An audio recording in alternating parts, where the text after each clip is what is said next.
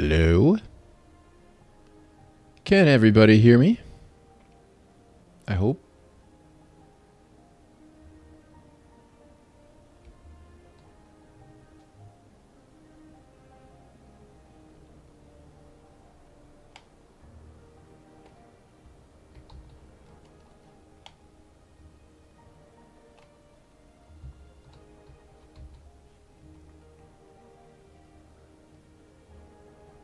All right, we're in business. Thank you, Viscosity and the Elf. I really appreciate it. Welcome, everybody. We're gonna, just kind of chat for a little while, maybe look around. Not gonna do anything fancy, although I did kind of start the clock again. May start it a little slower. Make it normal, like a little faster speed. How is my mix? Is City Skylines interchanges? Ooh, I don't know you. Welcome to the chat. Welcome to the stream. And welcome Leonard Davis. And welcome especially to Viscosity and the Elf, who are big time Patreon supporters, especially Viscosity. How's my mix? Is my music really super crazy loud? Because I feel like it probably is. It seems like it is in my ears. I'm going to turn it down just a bit here. Once I remember how to do that. Master volume. Why don't I turn... Yeah, I'm going to turn that down a little bit. And then the music of the radio. Oh, I thought I had the radio turned. Let me know what the mix sounds like to you guys. I'm just going to turn the things down in general. And hopefully that'll be a little better. Low music. So the music's low. Can you hear my voice really well over the music, though? That's what I'm really concerned about. Okay, the music seems loud. I thought it seemed loud, too. I'm glad we agree on these things. Once I figure out... That's weird how loud that music is. If I had that turned up to 100%, that'd be crazy, man. Anyway, Franimus, hello. It didn't seem loud to you. Okay, well, now it's not playing. How do I get this thing? No more ads. No more talkie. Bye. I actually really miss... having just a radio station that just played. All right, I'm going to try to get this so that it's not... Actually, forget that. Let's turn the night cycle off completely. I think I can do that, right? Day-night visuals. Yeah, there we go. Hopefully it doesn't lock me into nighttime. Yeah, there we go. That's a little better. You can see more now. You can't hear music. Well, that's probably because... Well, I was just in the pause screen, so... Irk McGosh, I'm so glad you're here. I'm not on my personal account. I usually on a different account. Sounds good here. Good. Thank you, City Skylines Interchanges. And Leonard Davis, maybe it's me. I hear you, but no music. Well, maybe it's just loud in my head. Oh, I have an idea. Maybe my microphone is, my headset is turned up too loud. Let me try that. I'll turn the music back up here. Still getting used to this new setup. I got a headset. It makes it way easier for me to kind of tune the rest of the world out. Unfortunately, it also makes it really... I can hear myself in there, but I don't know how loud I really am. Tell me what you guys think about that. All the controls, of course, are on my microphone because, when I touch my microphone, you can totally hear it. I'm still trying to get used to this whole streaming thing. I have to go, hunt for some OBS tools and stuff like that. I know a lot of, I'm finding out that a lot of streamers actually have, whoa, now it's too low. A lot of streamers have multiple computers. They've got one that is actually controlling the stream, and then they've got the other one that's playing the game. That would be great. I have two computers, but one of them is my old rig, which does not have a video card that is going to be even close to enough to run anything I want to stream on. So I can deal with that. Keats23 says, I played City Skylines 2 for the first time last night and it felt so laggy. Yeah, I don't know. I don't have a problem with that. I don't know. What kind of video card you got, Keats23? Tell me what video card, what processor you're on. By the way, mine is listed inside the description if you're curious about mine. It's an Intel i7, I think, something. I don't remember. It's got a lot of cores. It seems to run things pretty smoothly now. I don't have a very big city going on here. I think it's at 20,000, almost 21,000. And it's probably going to gain a whole lot just because I'm not sure that the game is very well balanced at this point. The mix is better now. Okay, good. I hear music now, not too loud. Thank you, Leonard Davis. Really appreciate it. It sounds different in my ears, but I guess that's just the computer volume or something like that. Not really sure.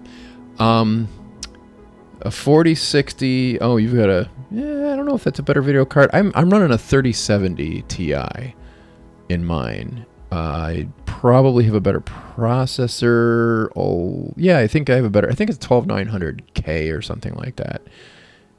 Is my i7. I think it's an i7 12900K. I don't think it's an i9. And I'm not running a 4000 series. I'm running a 3070. Chris Cullen! Hey, we've got both of our Patreon philanthropists here, and I really appreciate them helping support the channel and supporting my efforts here, which hopefully we'll get back to some regular videos here in the next couple of months. And, you know, I probably will try to do something live at least once a month. Leonard Davis, your workers and resources video helped me immensely. Thanks. Yes, that is one of the things that's definitely on the docket. I specifically want to make some workers and resources videos, but I don't, you know, one of the things I want to do with the channel going forward is I really want to, you know, really focus on the urban planning aspects and the urban design aspects. You know, like, I notice a lot of people, especially when they're new, but even some experienced players in the games, there's the little details that can always be improved on. I'm always discovering things I can do better, and I feel like I could share some of that, some of the things that I've been working out in my head with everybody else, and maybe hopefully that would, you know, help elevate everybody's game a little bit. You know, I'll show you one of the things that I've worked on in this city. Now that I think about it, bring over here. Now I will not claim that the graphic settings are perfect on this. I've kind of got it set to the old things. I don't even have 30 hours in this game. Hopefully on the stream I'll pass 30 hours. I just have not been able to get into this. I started building a 4-way stack interchange, and I did this all by hand. Sort of brings back bad memories of City Skylines 1 before we had Move It and a whole slew of other mods like Anarchy and all that to really make this much easier. But I gotta be honest, City Skylines 2, the road tools really are a head and shoulders improvement. I could still use some good mods to make this a lot easier, but I'll be honest with you, the what's in the game ain't bad. It really ain't bad. Although it ain't as good as I thought, because I didn't realize it was kind of weird there. You're probably noticing some of the streaks. I'm not sure if it's easy to see on the stream or not, because I'm not sure what frame rate I'm delivering here. I'm hoping it's pretty good. I'm supposedly having an excellent connection. I'll just show you the interface and the graphics settings, which unfortunately kills my music. But so I'm running at 4K here, and I think I'm downscaling to 1080p on the stream. So hopefully you guys can read this pretty well. I know it's going to be kind of tiny on a phone. Let's see here. Yeah, graphics is what we're looking at. So I've got the graphics on a custom thing here.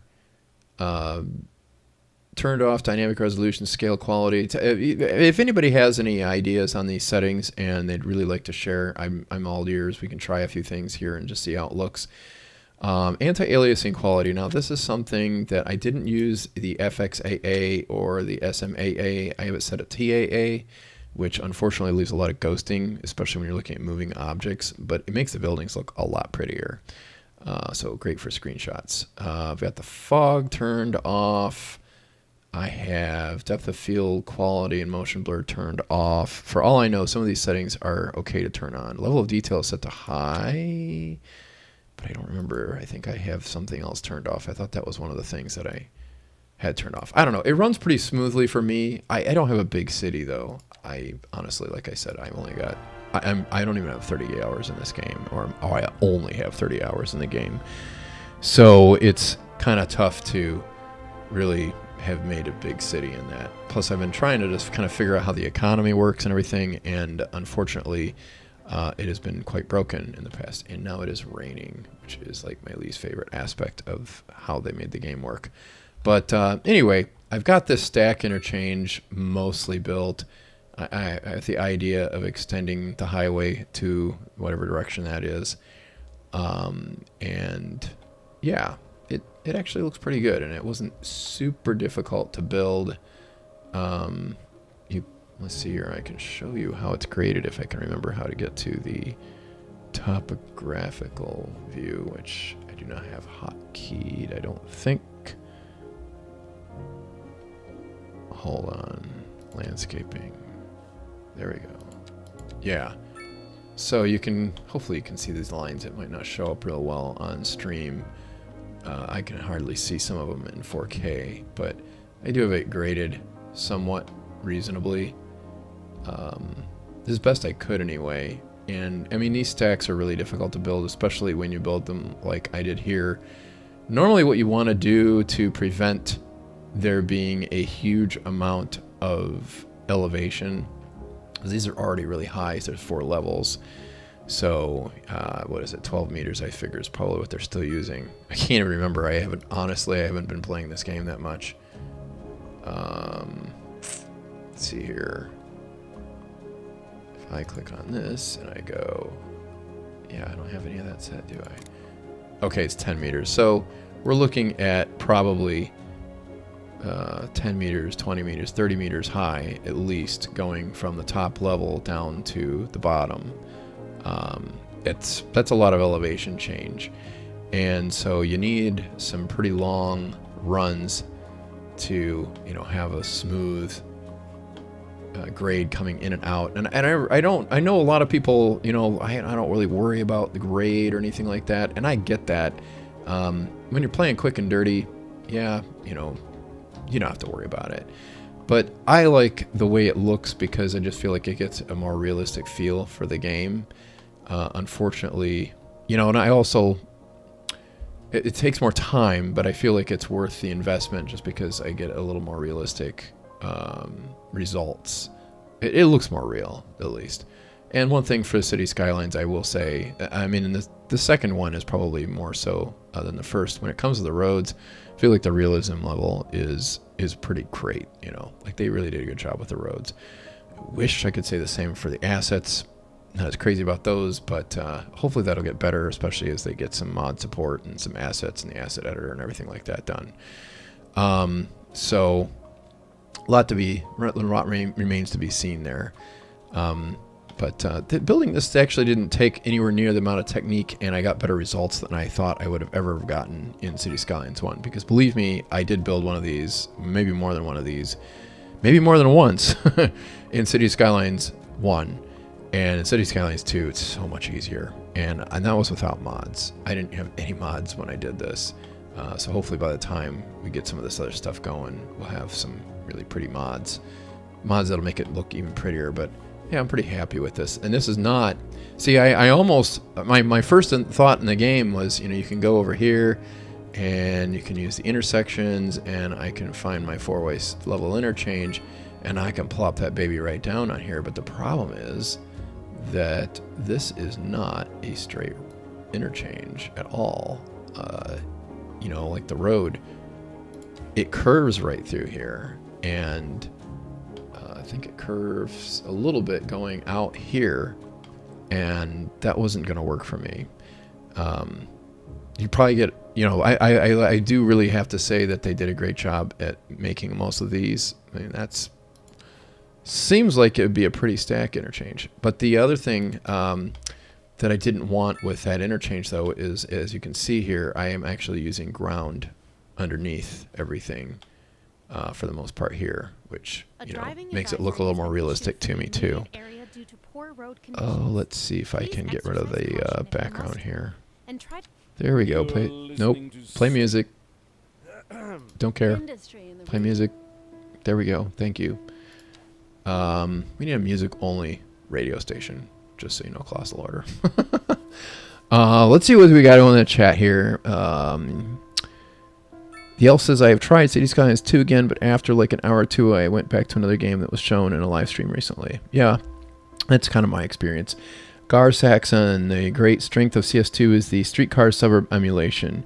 Yeah, I will say that I don't know, the trams are pretty cool. I'm glad they put that in the game at the beginning. City Skylines interchanges. What's your thoughts on CS1 versus CS2 as they are now? Do you still play CS1? I'll be honest with you, playing CS1 for fun kind of ended for me when I found Workers and Resources Soviet Republic. I haven't really been able to get into either of the City Skylines games too much. I thought, oh, hey, City Skylines 2, that'll bring me back. It really didn't, because there's just so many things that, I don't want to just play this game and be like, oh, hey, yeah, I'm building a pretty city. Like, I like it to look pretty and all, but I also really like functionality. And that's one of the things that, the road stuff, it seems like they fixed a lot of problems with the traffic AI. You're going to see some weird stuff here with this bus lane that I've got going on. There was a reason for that. I don't know if it's really important still or not, but I was getting a terrible traffic backup over here, and I had this bus lane, so the buses could at least bypass, and I wouldn't have everything fall completely apart. And I did some things here to kind of cheese the game into giving me 2 right turn lanes. It seems to work okay. It works better than it did before, but this is like kind of a problem intersection because it's a choke point. There's some things about the economy though, like I never got into this with City Skylines 1 as much, especially not in More Money Less Traffic. I probably didn't even quite get to it in Reddington, just because I had only grown the city so big.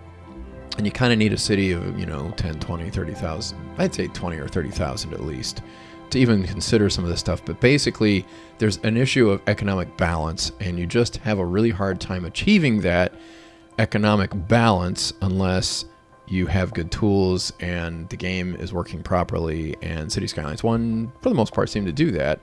I don't remember noticing anything crazy with that. But there's some stuff that's really obviously a little off still with City Skylines 2 that they're still working on debugging and ironing out.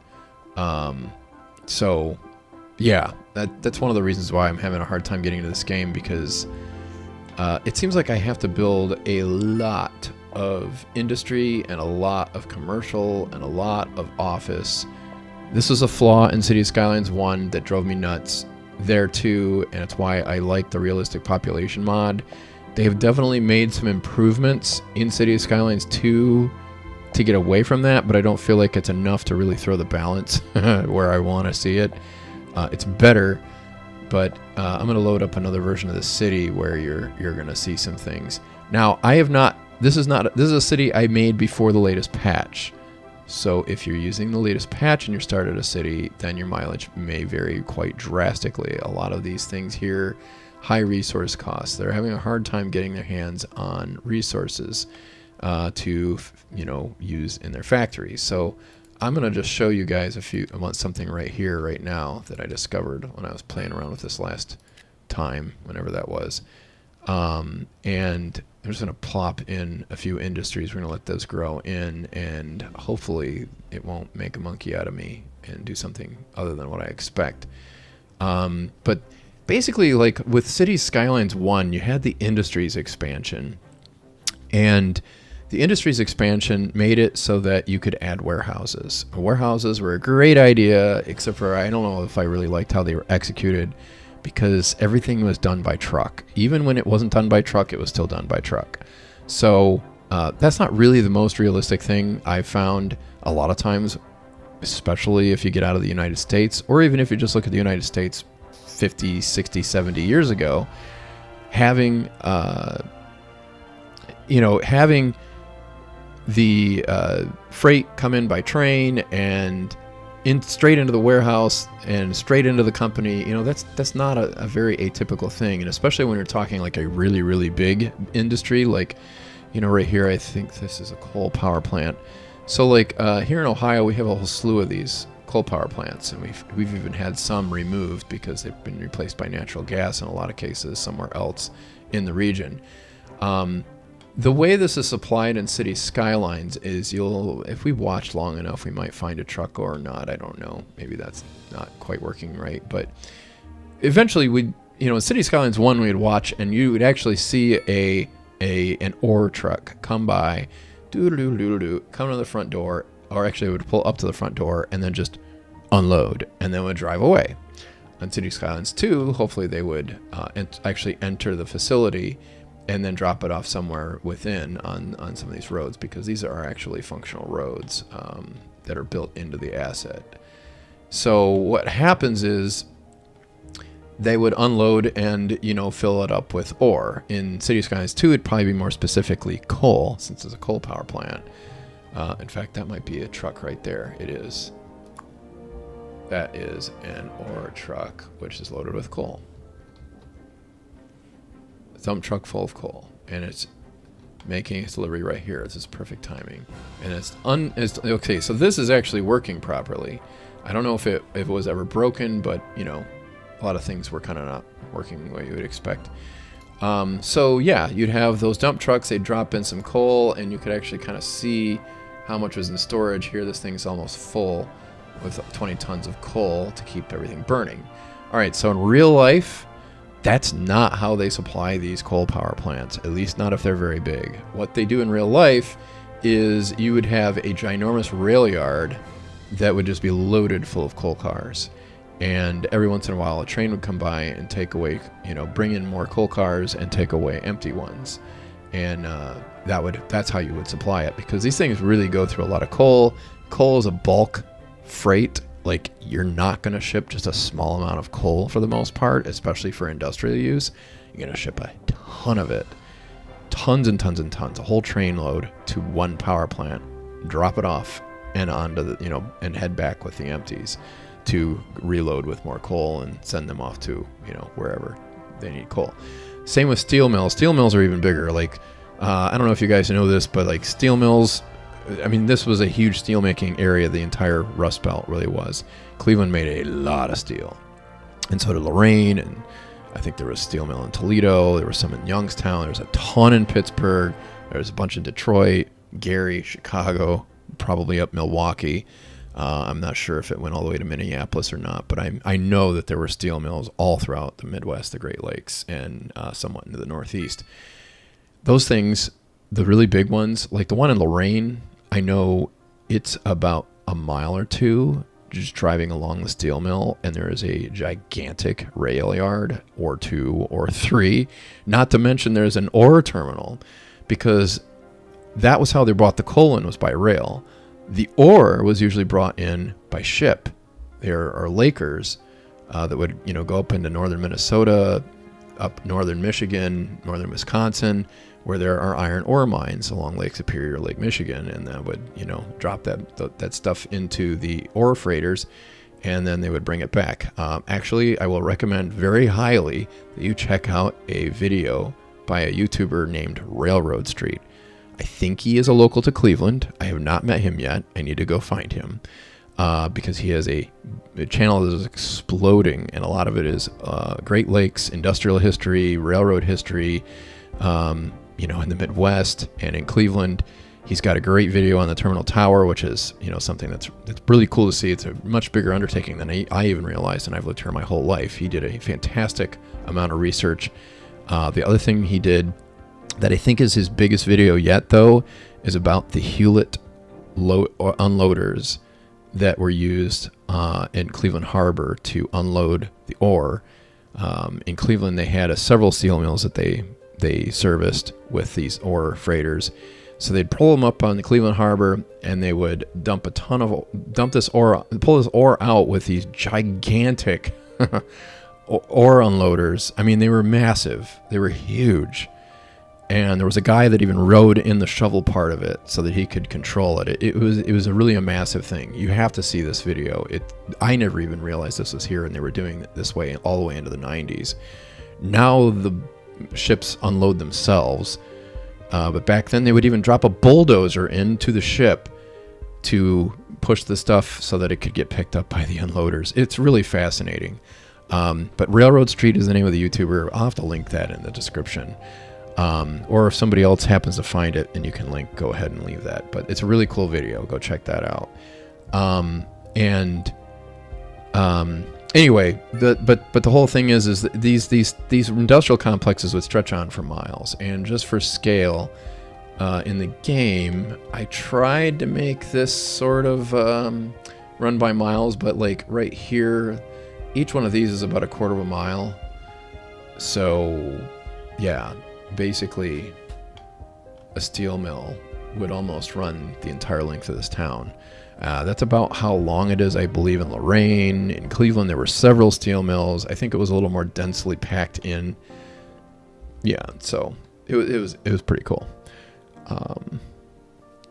Anyway, so the industrial simulation seems to be an upgrade. It just isn't working quite right yet. And here's the thing I wanted to demonstrate to you guys. So I just zoned these a few minutes ago, and if we look at these, this is storage, that's storage, that's storage, all this is storage. And that's probably why these guys are complaining, is if you look at the rest of this, there really isn't any storage. That's not that they don't store anything, it's just that they change something, some balance or something in the game that makes it so that more of these warehouses spawn. Now, from an urban planning perspective, it is really bad that they are right here, because it's not where I want my warehouses. My warehouses I'm going to want close to wherever my freight's coming in, which is going to be this main road, this Bridge Street right here. So I'd rather see, warehouses up through here, which would be great because that would give a little separation to the businesses over here along Bridge Street. Because warehouses usually don't pollute. A driving advisory has been issued. Time to get rid of the guy here. Whoops. Here we go. Back to music. But yeah, the polluting stuff would be all over here, and you have the warehouses over here. Now, I don't know that you can really control where these warehouses spawn. That is not the way it was in City Skylines 1. You kind of had to make a guess as to how much warehouse space you were going to need and how well it worked. And I feel like you're still going to have to guess because there's no way to really control it in the game. They do have some monitoring here. Let's info views. Where is the one that has the industrial stuff in it? Administration. I know it's in here. Somebody's gonna tell me what it is. Building level. Is this it? No. The company profitability kind of figures into some of that. I cannot remember what it is. Like I haven't been into this game as much. It's not building level. Somebody's probably already typed it in the thing here, in the chat. If you know which info view I'm looking for, like these icons are all new to me. Outside connections? Yeah, okay, here we go. So this was like listing the imports. You know, it might be in the budget panel now that I think about it. I think it is in the budget panel. Production, yep, this is it. So some of this is, these are my raw materials. So I do have some of this I'm producing and exporting. And then material goods, this is production level stuff. So this is stuff I'm producing, stuff I'm surplusing and exporting, and stuff that I am short on and I'm bringing in to the town. Immaterial goods, I think that's more like office type stuff like IT, software, telecom, financial, yeah. That makes sense. These are all more like office type things and service industry type things like entertainment, lodging, meals. It doesn't look like we have any tons of lodging. It's interesting that it would be measured in tons per month. They measure the people? Alright, anyway, just a little segue into the economic stuff that I'm interested in figuring out when they finally get this going the way it's supposed to, which hopefully it won't take them very long, but who knows. But I'm thinking that these icons might not be here if I had built this all up from the ground. You know, and so these guys would be more productive, because I could probably, yeah, why not? Let's do it. Let me add a street or two here, and I will add some more. It doesn't like it when I want to play on that. Put something on that node. Oh, I know why. I think I know why. Elevated.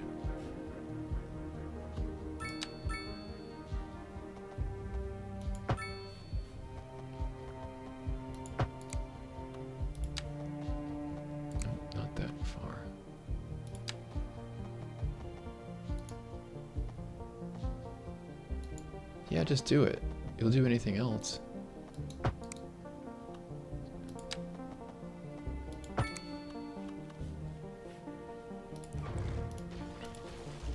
Okay, let me add a road, and I'm gonna just zone a bunch of more industry over here. Now this is all gonna be in keeping right now with my recommendation that you build your stuff closest to the highway, your industry. Cozy Street. That's like my most unfavorite name for a street in this game. Gotta love that some things remain consistent between the first one and the second one. Because I always hated it when I got Cozy Shores or Cozy Heights. Alright, so what do we get? We get... No. That's actually a really... Well, I like the name of that. Smelting More. That's kind of a funny name. Some of these... I'm guessing a lot of these are going to be warehouses. But I have no idea until they finish building them. We'll check on that and stuff. So let me catch up on the chat here. I bet interchange instruction will get easier as you continue to get familiar with the tools. I haven't played, but the level of complexity of the tools seems sufficient.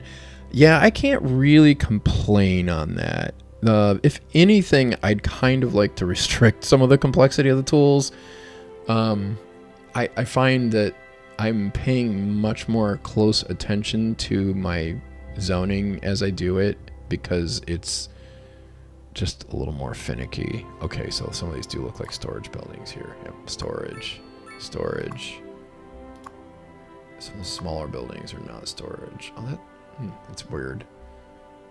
Oh, that's empty. That's weird too. Yeah, I'm not really sure exactly how they intended for all this to work because this building is empty and available for rent. I would imagine... Okay, so here's another little segue, a little rabbit hole I'll take you down. Have any of you played SimCity 4? Let's put it that way. SimCity 4.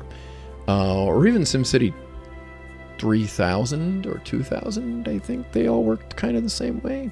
I don't know about 2000, but definitely SimCity 4, and I think SimCity 3000. Let me know if you played that. We could actually play that on the stream sometime. That would be kind of fun. And I'm thinking about following City Planner onto Twitch. Because Twitch just seems like a fun place to play around. YouTube, not always, is forgiving when you do something that's a little out of your typical wheelhouse.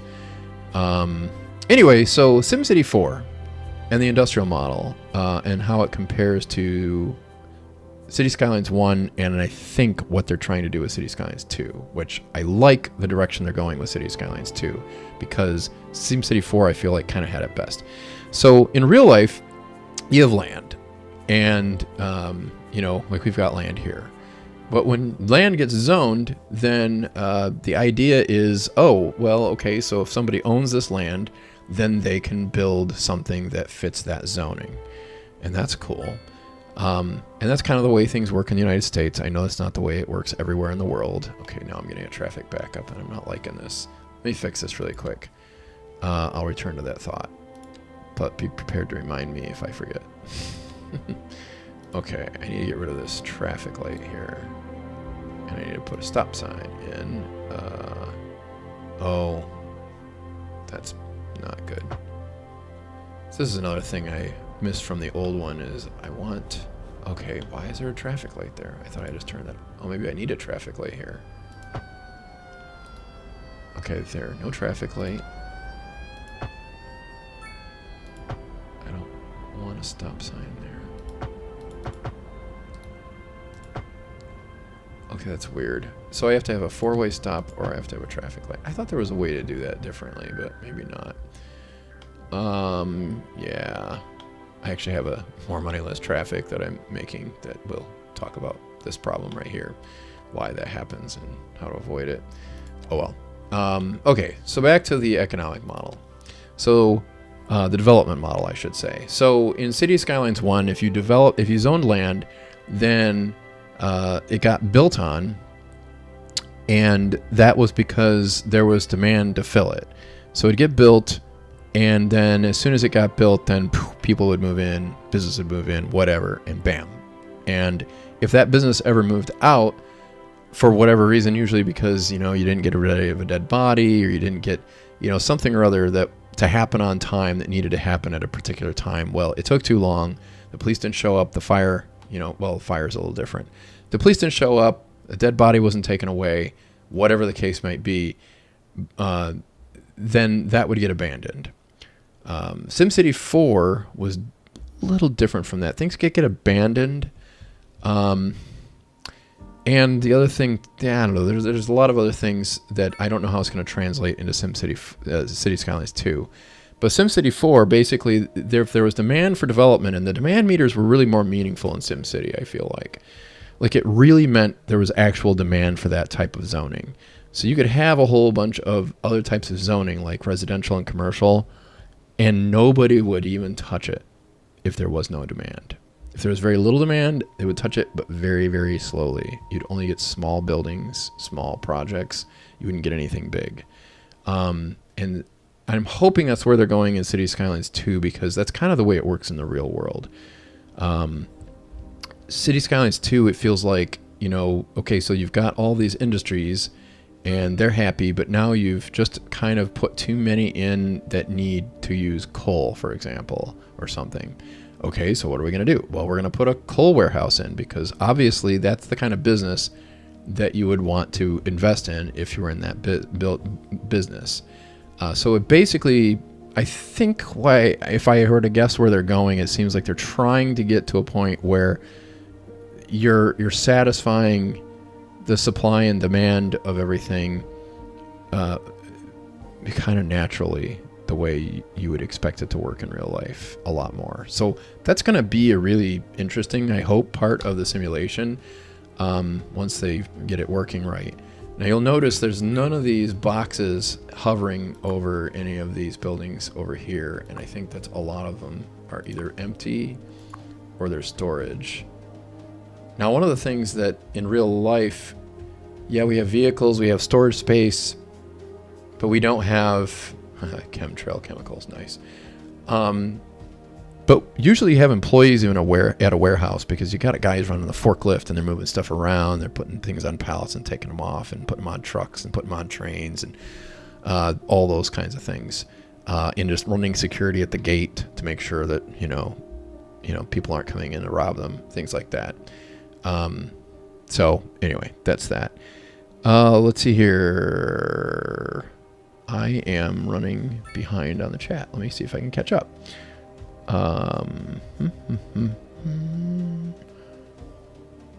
You're hearing me hum. Brad plays cities. Hey Lee, good to see you back around in cities. Hey, well, thanks. Glad to see you here too. But yeah, okay, back to what you were saying, Franimus, about interchange construction. I think that that has become, I think it's a whole lot easier in this, but it's still not exactly everything, but I think the tools are definitely better. If you're not worried about building on top of the ground, I'd say that you're going to be A-okay. If you are trying to build on the ground, it's a little trickier still, but there's a technique. And I was able to make it work for the most part, but it's still not perfect. We really need mods. We need Fine Road tool, Fine Road Anarchy, at least Fine Road tool. So I can just click on on a something, I can make that elevated. If I click on this road, bam, elevated, bam, elevated. Okay, now I want to turn it back to ground, ground, that kind of thing. That's what I loved about Fine Road Tool, and it really made it a lot easier to change the ramps and stuff on my interchanges. Viscosity. I still remember that interchange from 5B1C that seemed to burn you out over City Skylines for a while. Yeah, that kind of... I think 5B1C was more the burnout thing. I actually really loved making that interchange. I think the hard part for me, I could come up with 2 really good episodes in 5B1C, but I couldn't come up with a third video. Kind of ran out of creative steam on that, and yeah, I'm kind of glad that they changed the schedule. It makes it a lot easier for the creators to do it, even though I haven't jumped in on a season in a while. But anyway, yeah, 5B1C was that was fun, but it was a lot of work, and that kind of burned me out.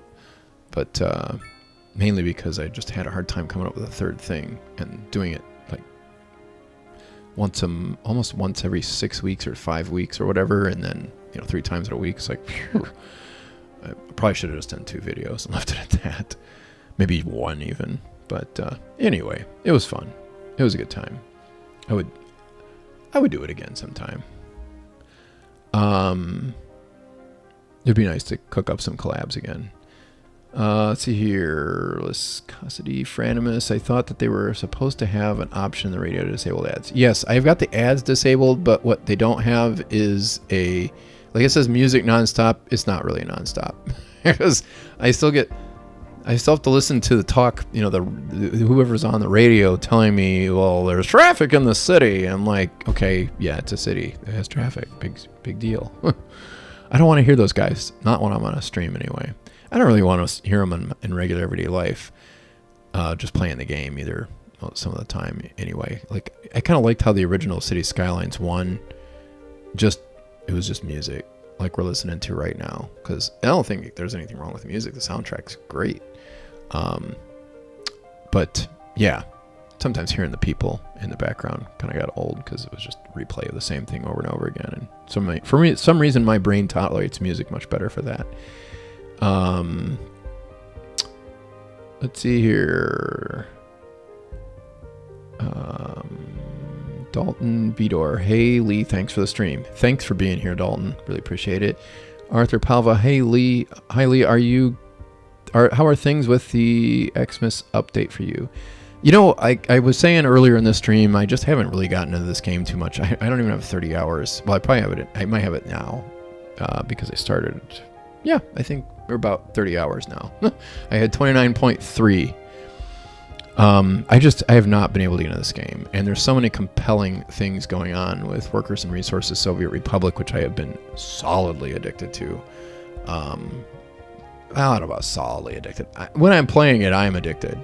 I haven't actually touched it in probably maybe since the last stream. Not that I haven't wanted to. I have. I've got a good game going on. I could actually fire that up and show you what I've been up to.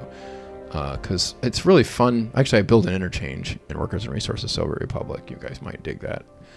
I actually can show you some things I was able to accomplish in this that I thought were pretty cool. Because I really do love the road tools. It's a huge improvement over what they had before. And there's a lot of flexibility there that wasn't there at all in City Skylines 1. With the 45-degree angle thing. Even with mods, it was rough. So, anyway. But the update seems to be a step definitely in the right direction. Even a big step in the right direction. But I haven't started a new city to really see how well it all plays out. I played around with this one some. I got it up to about 20,000 or so, and then I started monkeying with this. You know what? Actually, I'm gonna pull up the 27,000 that I already had here, so you guys can check that out. Yeah, I don't care.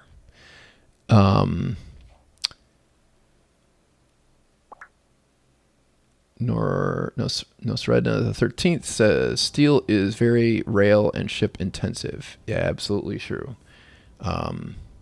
Very much so.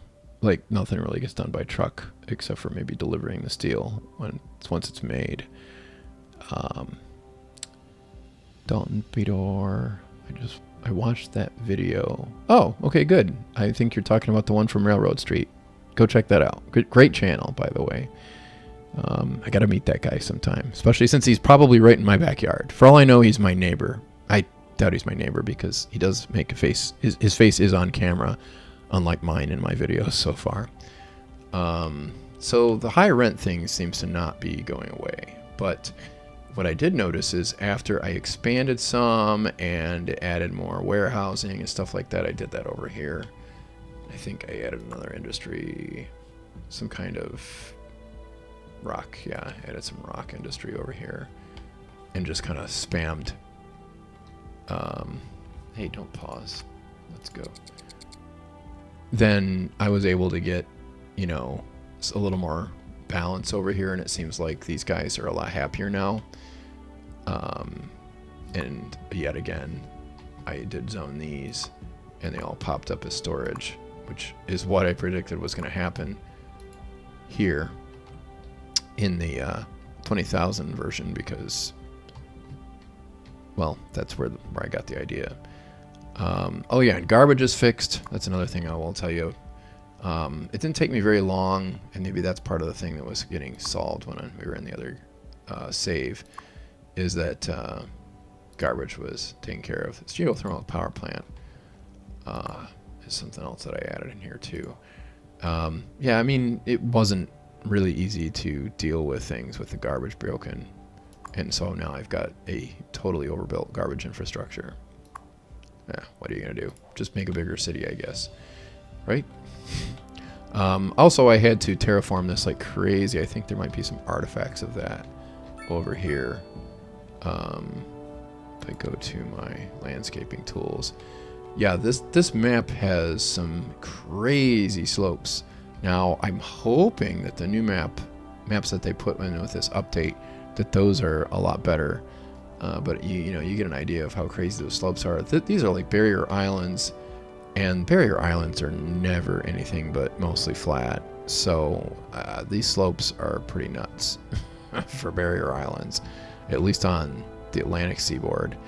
They don't really have a lot of barrier islands on the western Pacific seaboard because it is very rocky and very mountainous.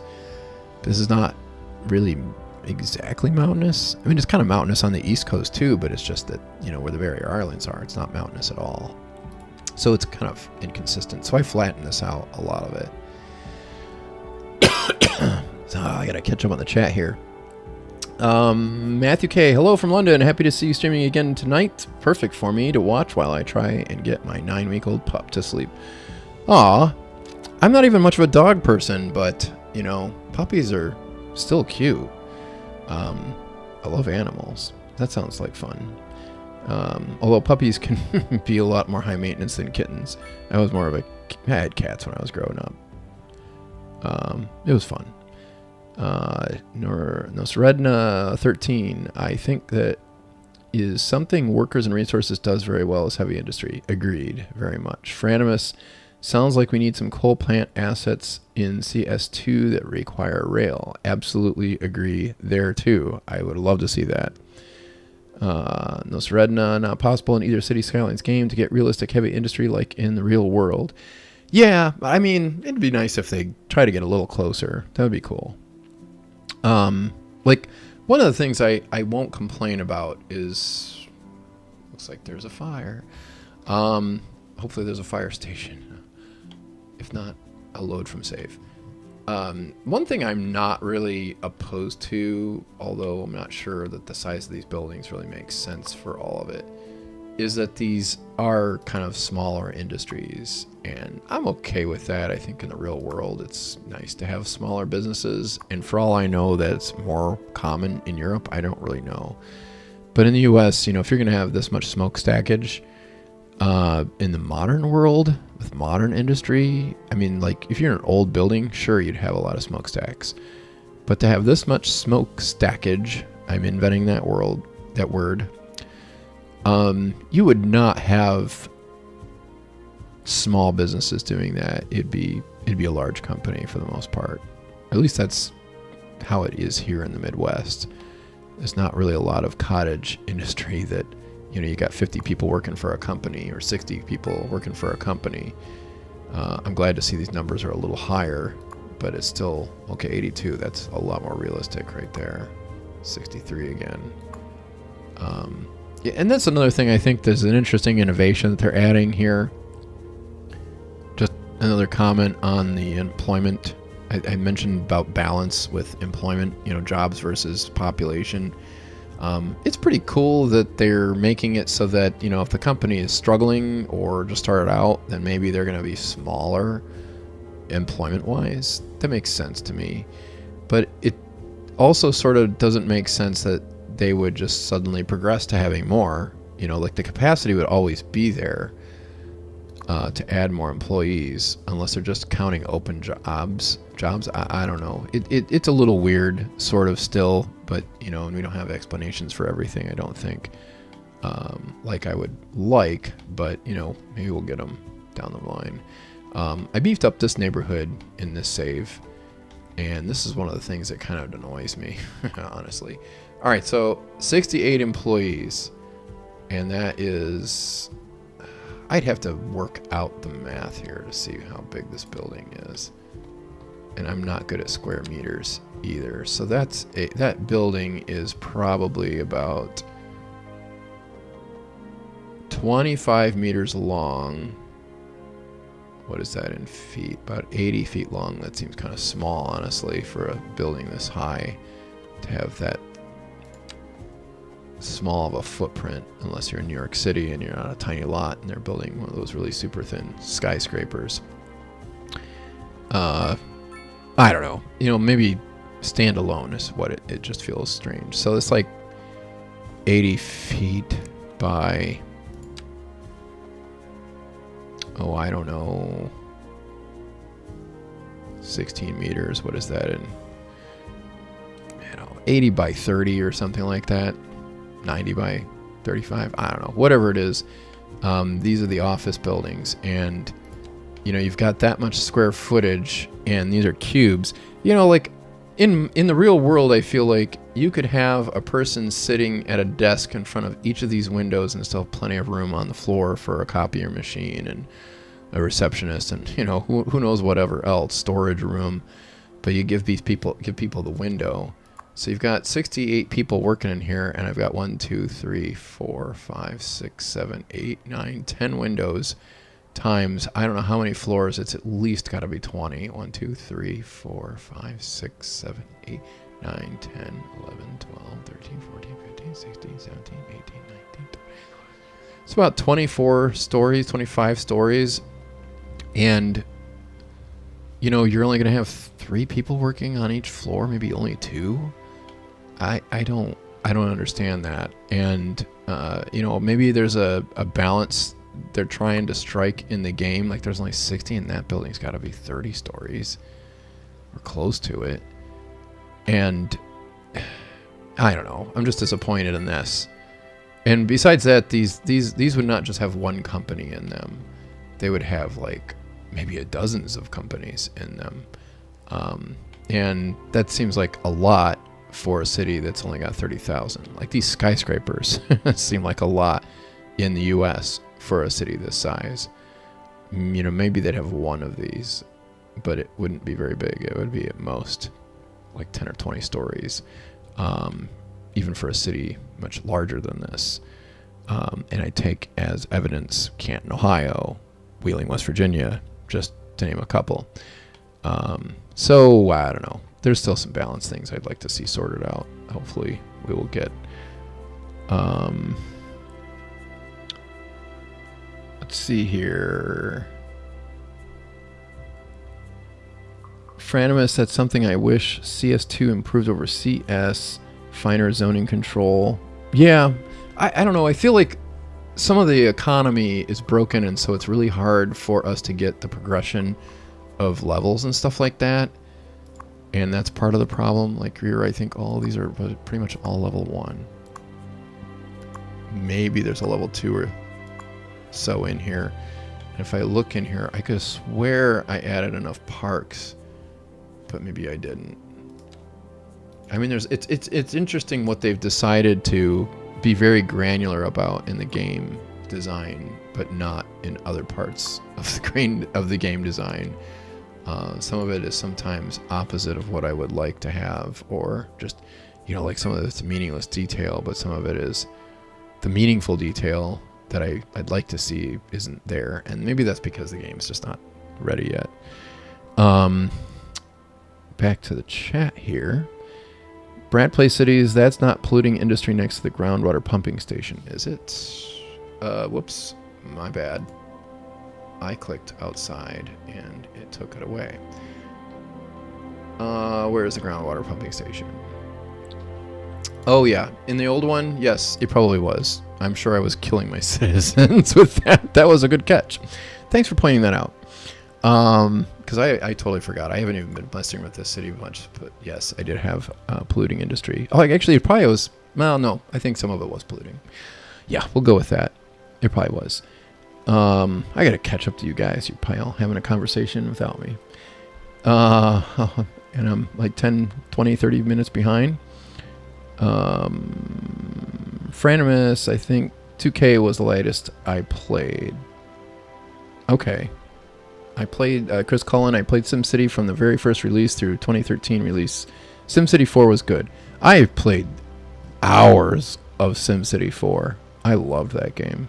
I haven't fired it up in ages, and I'd have to see if I could get my hands on the old save file so I could figure out, to see, it'd be interesting to pull up some of my old regions. That game had its quirks. There were some bugs in that one too. I know a lot of people want to say, hey, we should do region play like in SimCity 4.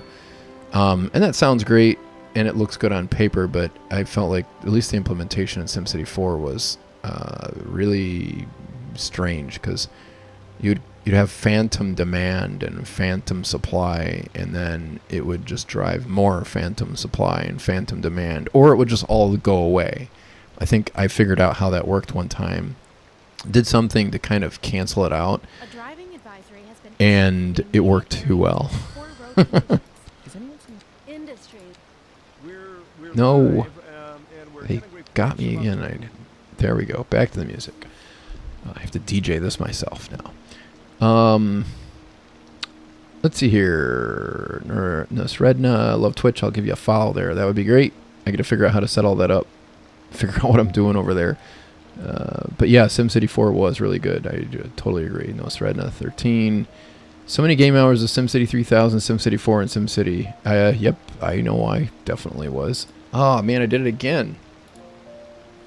Click in a box, and it's not even on the same screen. And City Skylines is like, oh, let me get out of your way.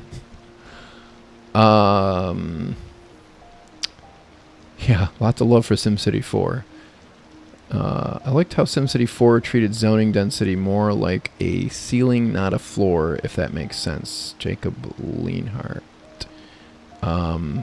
Treated zoning density more like a ceiling, not a floor. Yeah, I agree with that. I like that. That's a good way of looking at it. It seems like City Skylines goes the other direction. They've seemed to improve some parts of this game in that regard, because like for example over here in this little neighborhood, I think most of this is zoned no more than medium density, and there's some row zoning. Oh, you can't really even tell the difference, can you? And some of this is leveled up nicely too. I don't really know what wealthy means, or it's not like, I kind of like a numerical quantity for that.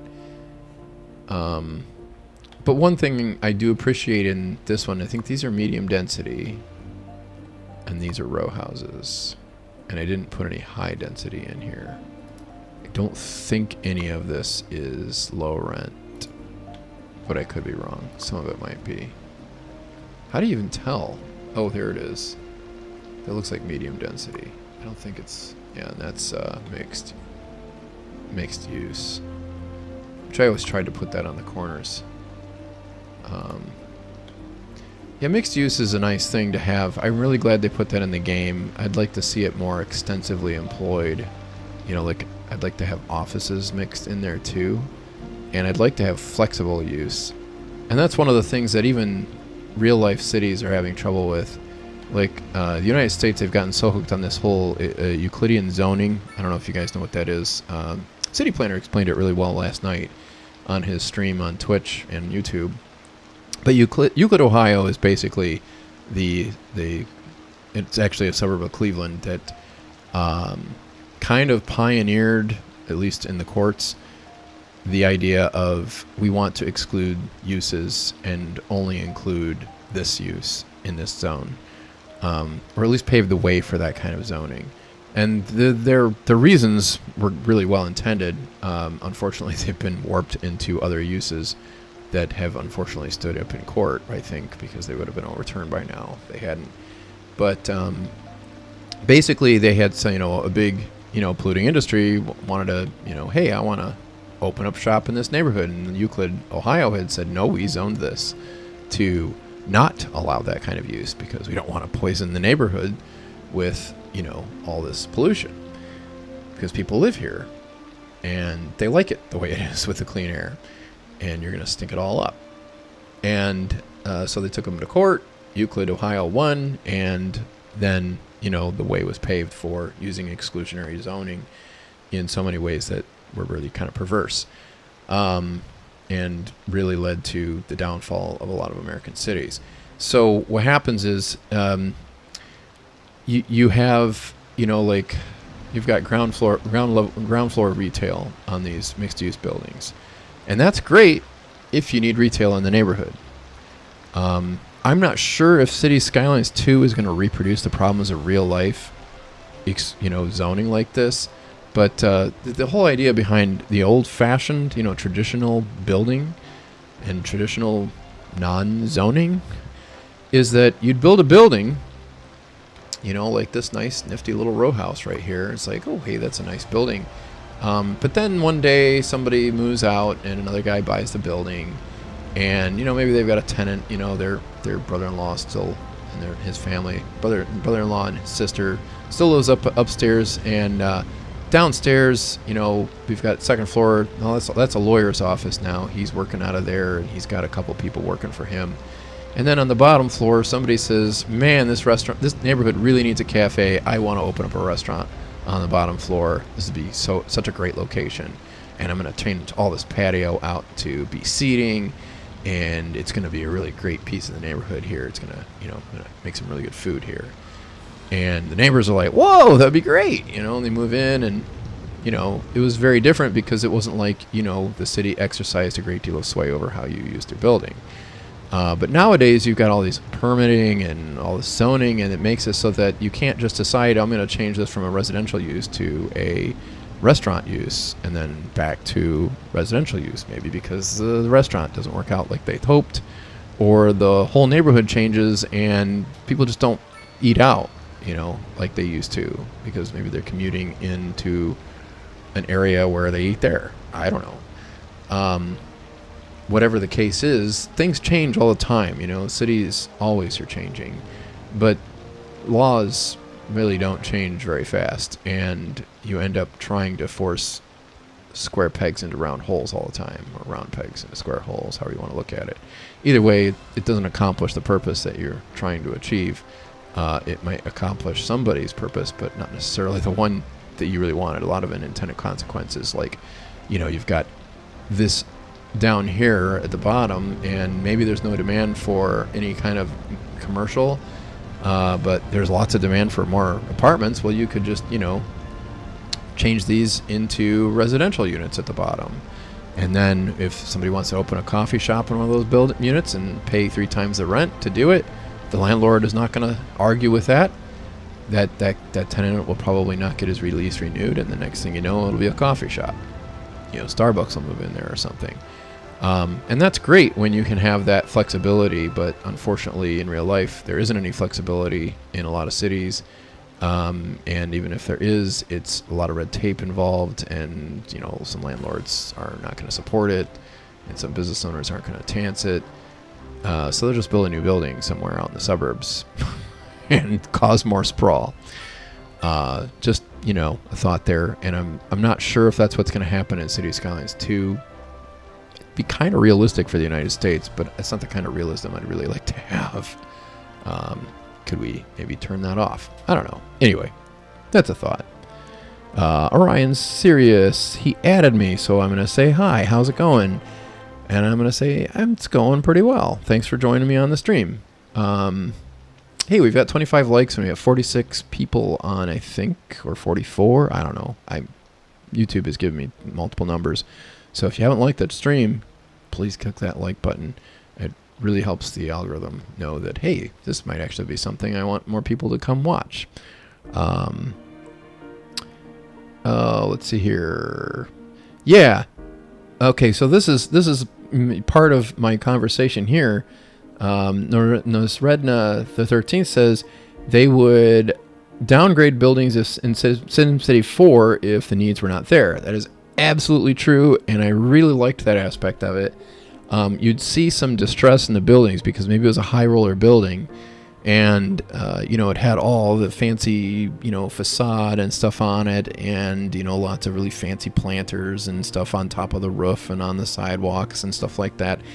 And then, the neighborhood would just not have the wealth coming in for whatever reason, maybe because there was a shiny new neighborhood and all the wealthy people moved over there, or the jobs moved or something. And just that part of town wasn't as hot as it was when that building went up. Or maybe it was never hot enough to begin with to support that wealth level. So what would happen is it would go down a wealth level. You'd click on it, you'd hear the zzz, the old light is turned on and it hasn't been replaced in like 70 years. There was a certain atmosphere it seemed like SimCity was always really great at creating that I would love to see Colossal Order capture, or even our modders kind of recapture some of that, because you got the idea that, so this was made for level 3 residential, but it's only has level 2 or level 1 living in it. So the building's there. It's not as well maintained as it was. It's not as fancy looking. It's very Spartan, plain, and some of it might be falling apart a little bit, but it's still occupied and stuff. And there's more people living in it because they downsized the units to, make rent lower, since you have less square footage, lower rent. So that was a really cool aspect of SimCity 4 that I think really, helped make certain neighborhoods have character. So yeah, I don't know. We'll see if that ends up in SimCity. City Skylines 2. Oh my goodness. They had to be SC and CS. Let's see here. City Skylines is so weird that buildings will abandon instead of downgrade. Yes, agreed. Matthew K. loves SimCity 4. A vote for a stream. Modding community is still very active. I did not realize that. I haven't looked at SimCity I haven't looked at SimCity 4 in a long time, but I did grab it. City Planner, thank you, Phil. He turned me on to, there's a sale on that. You can get this really, really cheap. And I'm like, really? Okay. Sold, because I had a hard time. I couldn't get my CDs. I have the old CDs that it came on, and it wouldn't load onto, modern Windows. I can't remember what version of Windows. Maybe it was, I don't think it was XP, was it? I can't remember. I think it might have been. No, I don't remember. I don't remember which version of Windows it was I was trying to load it on. It's probably Windows 10, and it just wouldn't work. Let's see here. Or they'll upgrade beyond what can be supported. Yeah, agree, Franimus. Leonard Davis, Colossal Order released a video in which they addressed the performance issues and the rocky launch. It was nice hearing their perspective. I did not watch that video. That's all I'll say. A driving advisory has been issued for the I'm going to issue. You're back. Locals. Industry. All right, I think that's music again. Conscript David, hi Lee, I'm just dropping by to say howdy. Howdy, David. Thanks for stopping by. Glad to see you. Seth says, "Hi Lee, I agree. There should be some more medium-height offices in the game." Yeah, you basically have offices with giant parking lots, or you have giant offices with smaller parking lots. That's another thing. I wish they hadn't put all the parking lot in there. I mean, I feel like there's going to be. Somebody said on Twitch last night on City Planners stream, "Hey, yeah, so Topats says hello." I said hello. I don't know if I can pronounce your name or your handle there, but anyway. Yeah, so what was I saying? Yeah, I can't remember. Yep, I had some enthusiastic thing I was going to say, and I can't remember what it was. Yeah, more medium height offices in the game. I think it was parking. Somebody was saying, "Oh, I'll have to remix the, basically remake the assets, the original assets in the game, so that they don't have all the parking, or so that they can fit on larger lots. Maybe, things like that. I think that would be cool. Like, it's kind of weird here that these buildings would be back to back like this. Like, this is not something that I don't think you really even see this in New York City. What you'd see instead is you'd have an office building. Maybe it would be really super tall and really super thin, but it would be wall to wall with the next one. And I think that makes more sense in a lot of cases. The other option would be that you would have some more space. You'd have breathing room between these buildings. Like this one is a wall-to-wall building because it's mixed use, and then this one, they wouldn't have put this that close. I mean, I don't think they would. I could be wrong.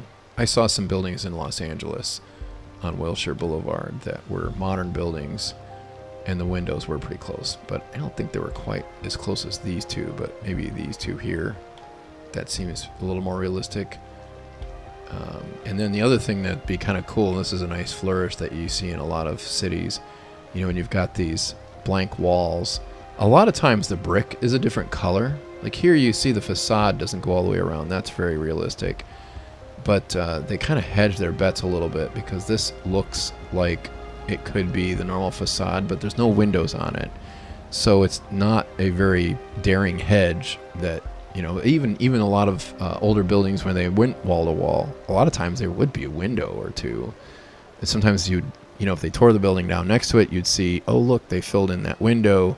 Probably when they built the building next door, they're like, what's the point in this window now? I'm going to look at bricks on the other side or whatever. So they'd fill that in. The other thing they would do if the side of the building was exposed is they would just paint a big, advertisement or something on it. So like if this is like some vacuum cleaner company, it might be Hoover Vacuums, since 1936 or whatever, and have their slogan or something, or have a mail pouch tobacco ad or whatever. I could show you a bunch of buildings like that where you can still see that on the side of the building. And a lot of the assets in the Steam Workshop for City Skylines 1 included that kind of thing, which I thought was really cool. Or maybe they'll put like an artistic mural or something on the side of the building. I like that too. I don't know if they do that in Europe. They do that a lot in the States, and it looks really good when you get that kind of detail in the game.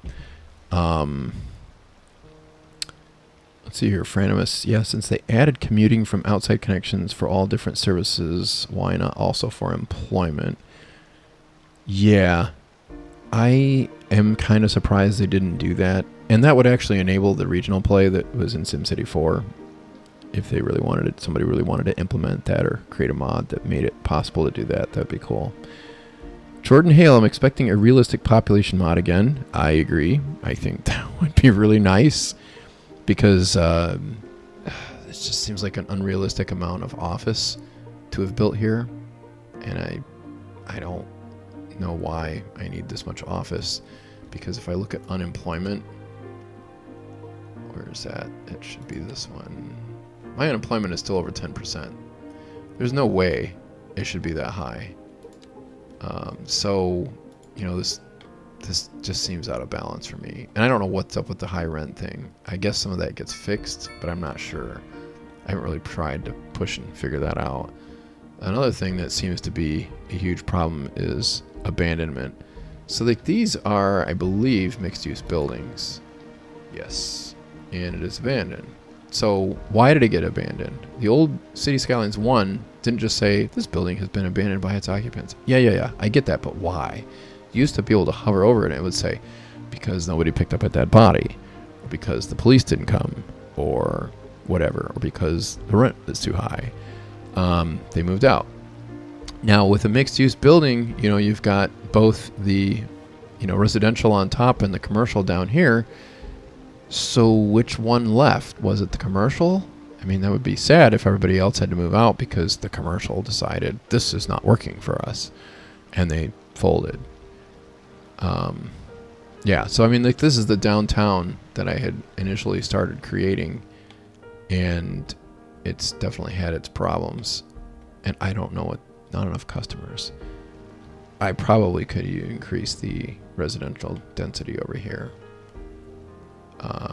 you know, and improve that some. And then over here, I've got a, looks like a, is that mixed use too? So something's probably up with the mixed use.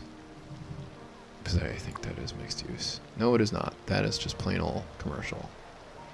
And see, this is another thing too with mixed use. So these up here, I mean, yes, this is a commercial building and all that, but you know, it'd be pretty cool to live up here in any of these top floors, or just have an office up here. So I was really hoping, and who knows, maybe they'll change it, but I was really hoping that they would make it so that you could flex uses, because it's so cool when you're able to do that. Let's see. Dope Hats. Hello, do you know about people can't play this game? Do you know any solution? I am not sure what the question is. Do you know about people can't play this game? I would suggest if you can pop into my Discord, the link's in the description. You can get, okay, here you ask again. Do you know about people can't play this game? Do you know? Okay. Come to the Discord and you might find more help. There's actually a tech support section in Discord that you can check on, and hopefully that will send you in the right direction.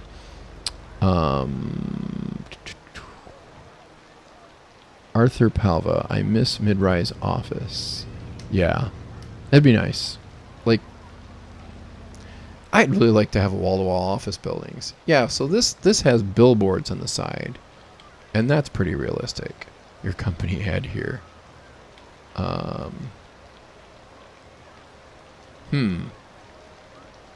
Interesting. I wonder why they did that.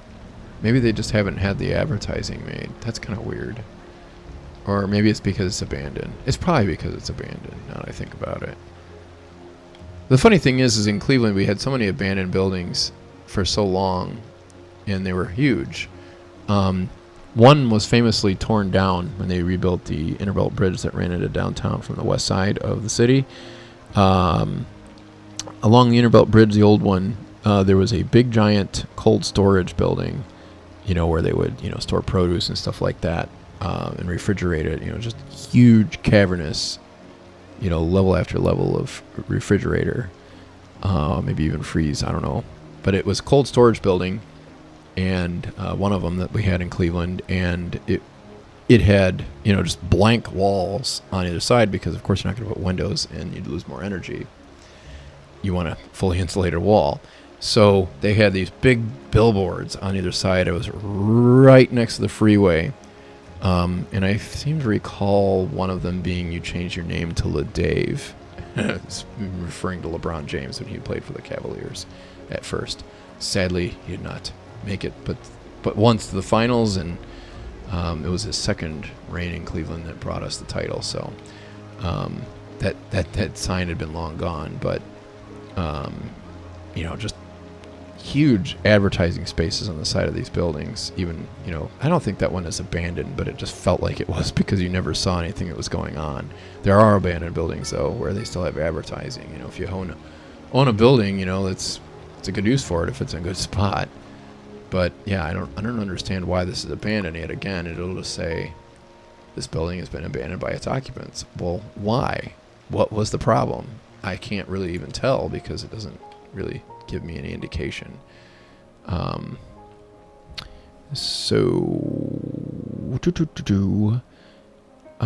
Orion's serious. Everything fits in the square hole. Yes, in City Skylines, it is all still square holes.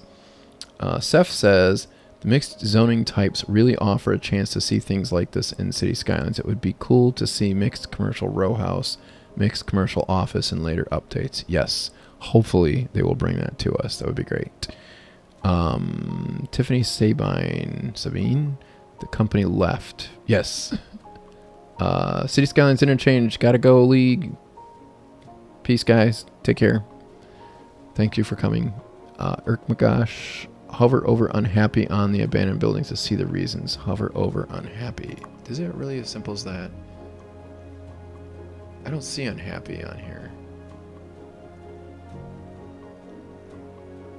Oh. Noise pollution doesn't make any sense though. Not for our commercial building. Let's try one of the residential ones and see. They might. Okay, unhappy. Oh, high noise pollution? Okay, the average happiness of every household living in this. The average happiness of every household living in this building. Citizen happiness is the combination of citizen health and well-being. Taking care of citizens' basic needs like healthcare increases their health and providing them with education, leisure opportunities, and safety increases their well-being. Happy citizens also work efficiently and thus increase companies' efficiency as well. Okay, that's cool. So, high noise pollution. It's -1, but they have reliable health coverage, walking distance to elementary school, abundance of entertainment, and reliable internet service. Come on! Let's see what the other side of the street says. That's kind of weird that they would move because it was noisy. That would be good for the people who live on the bottom. I mean, if you live in a mixed use, you kind of got to be expecting some noise. And I don't understand why anything would be... And now they're collapsing. That's another thing that's weird to me. Sorry about that. They did add that to Workers and Resources Soviet Republic. So your buildings will collapse if you don't maintain them. And you do have to maintain them. You have to send your construction crews in there to do it. Now, I don't remember if this will get... Oh.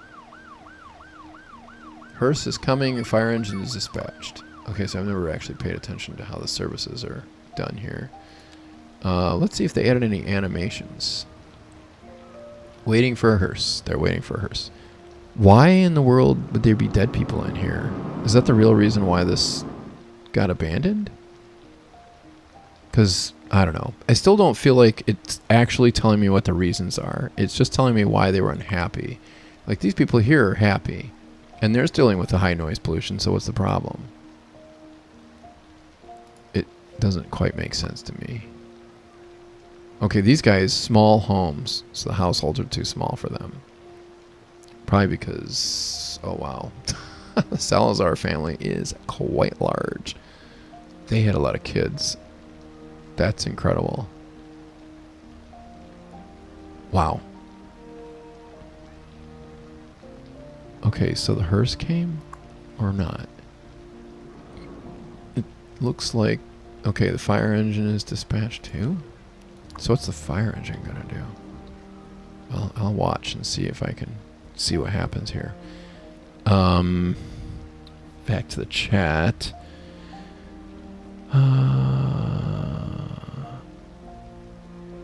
So Tiffany says that it says so.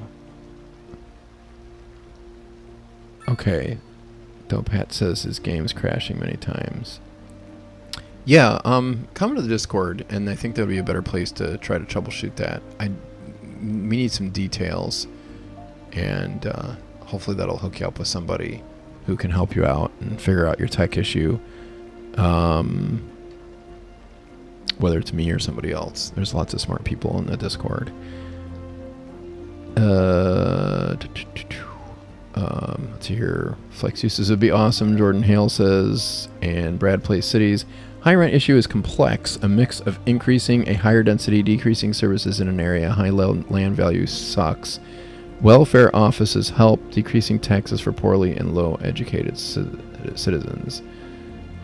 That's the thing with the taxes. I don't recall ever increasing them that much to begin with. Let me look. Taxation. Yeah, I'm at 10%. Well, let's knock that down. I'm definitely making a lot of money for the moment. I'm just going to knock everything down to 8%. And we'll see if that, makes any difference. I'm not going to use the breakdown and punish anybody. I'm just going to use a flat tax. Not that I feel strongly about that. I just, it feels wrong to. Well, I don't know. It feels fine. I wouldn't mind taxing highly educated Sims more, but it's, if they're making more money. But in today's world, that's not always necessarily how it works in real life. I don't know if that's how it works in the game. It is kind of weird that they basically make it so you can do the taxing by the level. I'm cool with by industry, by those segments. That's fine by me so far, because I might tax crude oil at a higher rate than something else. Like if it's really super profitable and it's really super messy, I want more tax because I'm gonna have to deal with externalities there that are unpleasant. Software, telecom, financial, media. Yeah, and these guys don't bother me one bit. But yeah, you still gotta make money. So if you prejudice your taxing, then, I don't know. It's, that depends on how they implemented the economic model. I really don't know how they did it. And I wonder how I'm going to affect my money trend here. Also, I wonder if I'm getting any subsidies. I am not. That was not true before the update patch. So that has changed. Service upkeeps. That's a lot of money, but I'm doing okay there. Taxes. Oh, I see. The subsidies there. Okay. That's kind of weird. They have negative subsidies. That wouldn't be a subsidy. That would be... I don't know what that would be, but it wouldn't be a subsidy. An expense wouldn't be a... that's kind of weird. Unless I'm subsidizing... Oh, households and companies will receive city subsidies. Okay. These are subsidies that the city is passing out to individual or groups of... businesses or homes or whatever. That makes sense now. And these come from like a federal or a state government. That makes sense. So the welfare offices, I don't remember if I really ever built any of those. Okay, so now this is kind of cool. This is what I wanted to see, is where those buildings collapsed, they are now being reconstructed on. I didn't do anything to bulldoze it. So no need for an auto bulldoze mod. That's nice, right? Now let's see if I can find a welfare office. I gotta figure out where I would even build a welfare office here. It's not gonna be under education. What is it under?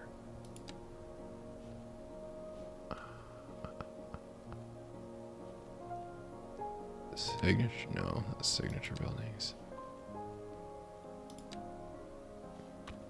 I don't know if I've tried all the specialized industries yet. I don't think I have. Post office. No.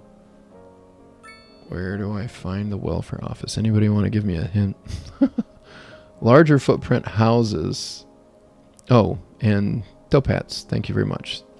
Happy to help. Hopefully Discord will be able to steer you in the right direction. Leonard Davis. Larger footprint houses have higher rent instead of fill tool. I use marquee and zone 3x3 and 2x2. Smaller houses help, not as many high rent indicators. Yeah, and it's kind of weird that the game doesn't kind of prefer building smaller houses in the first place. I don't really know. I have to play around with that a little bit more to really wrap my head around it. Right now I would really... Welfare is under police. That seems administration. You're right. Do I have the... Yeah, okay. I got a welfare office right here. Alright, so what I want to know is, did I actually build any to begin with? It doesn't look like I have. Okay, well, let's try it. Where should I try to build this? So this is another thing that I find very misleading, is I'm looking for a spot to build a welfare office, and I find one, I thought, and then I plop it, and it's got this, you know, right before I plop it, it's got this huge coverage area like I'm seeing right here. And then I drop it in, and poof, it only covers like half the neighborhood. Where do I want to put this thing? Man, these buildings are so big. This is another thing I'm really kind of frustrated about, is that these buildings are just massive.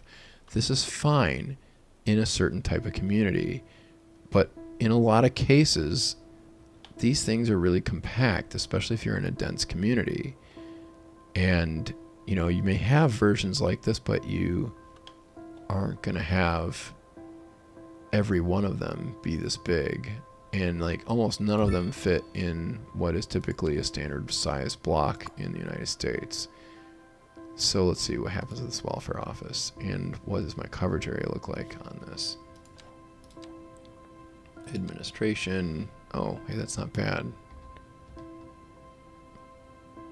Let's try building one of these over here too. Maybe we could get one in this block here. Police, welfare office. I need to turn off the, no, are you serious? It just does not fit. It's just a little bit too big. So I have to take out my grid for one of these things. That's kind of annoying. Whoops. Right here. Alright, I want to cover all of downtown. I guess I could just take out that street right there. I kind of want to put it more in the middle. Let's take out this block right here and put it on Park Avenue. Take out 29th Street. Yes, I did number the streets. I tried to name them all. It's not easy to do that.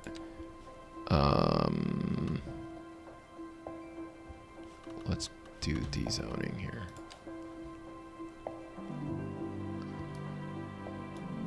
Except I'm not on the right thing here. Zoning. There we go. I don't want that. I want the marquee.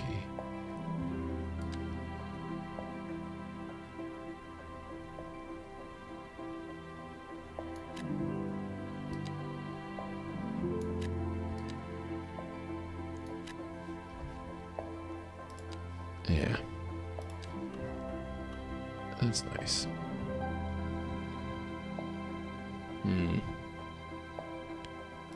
Well, we'll just pop it there and see how it was. And I'm gonna rezone some of this.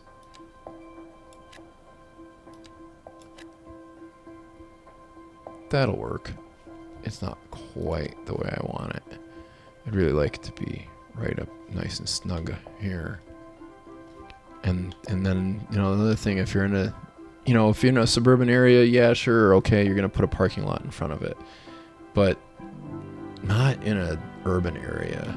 It's just not really likely, especially not in front of the building. Like, seriously, I live in an outer suburb, and we have strip malls all over the place where there is parking right in front of the building.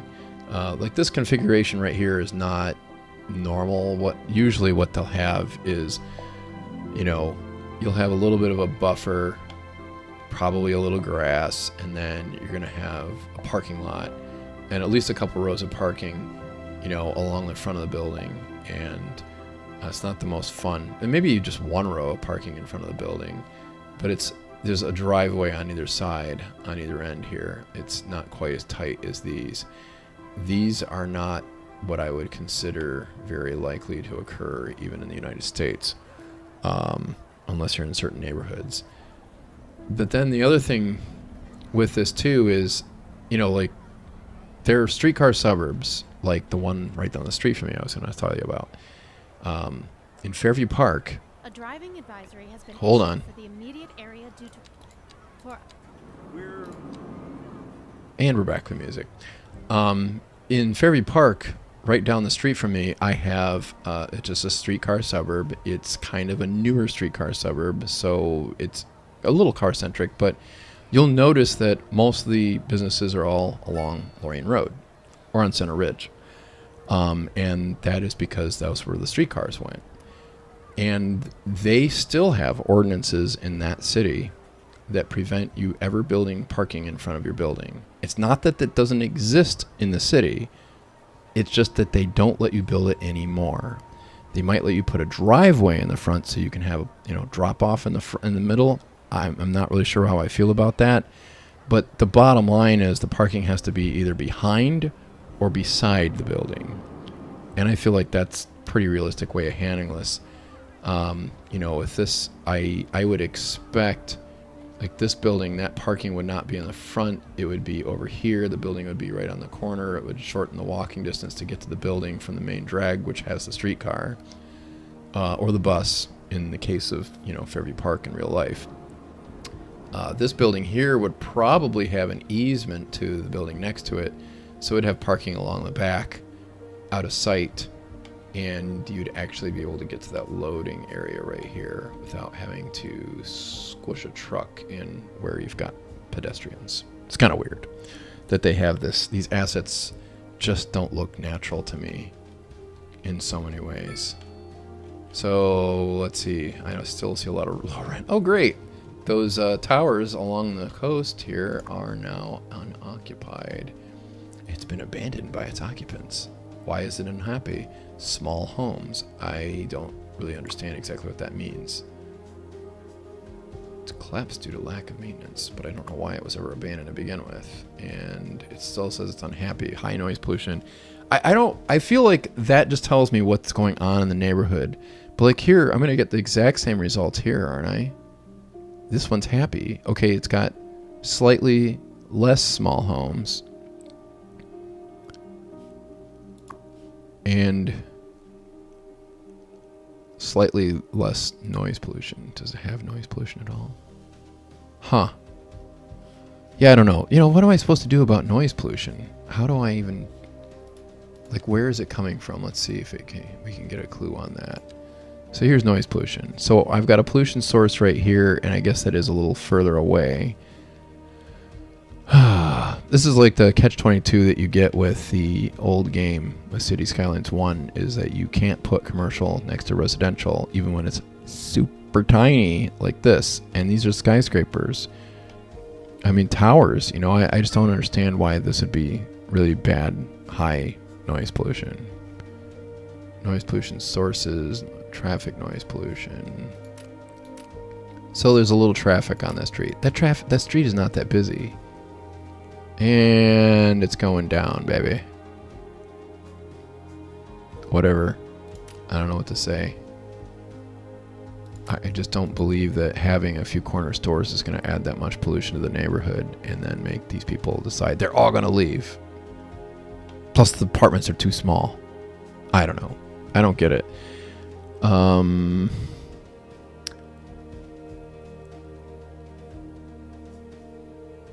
Brad cities will need progression point to unlock it. Yeah, I thought I had it unlocked, so we're good there. Eddie Gonzalez, when do you think mods and the editor will be released in the new year? Any thoughts? I have no idea. I really have no clue. It looks like they have some Paradox mod stuff up now. There are mods out there, and Paradox is hosting some of them. I don't know what the quality level is. I haven't really played with it. I don't really feel like the game is finished enough to be that enthusiastic about digging into mods. And none of the mods really jumped out at me as, oh wow, I don't know. I feel like they need to finish the game. That's the number one thing they need to do. And then I will come back and revisit this.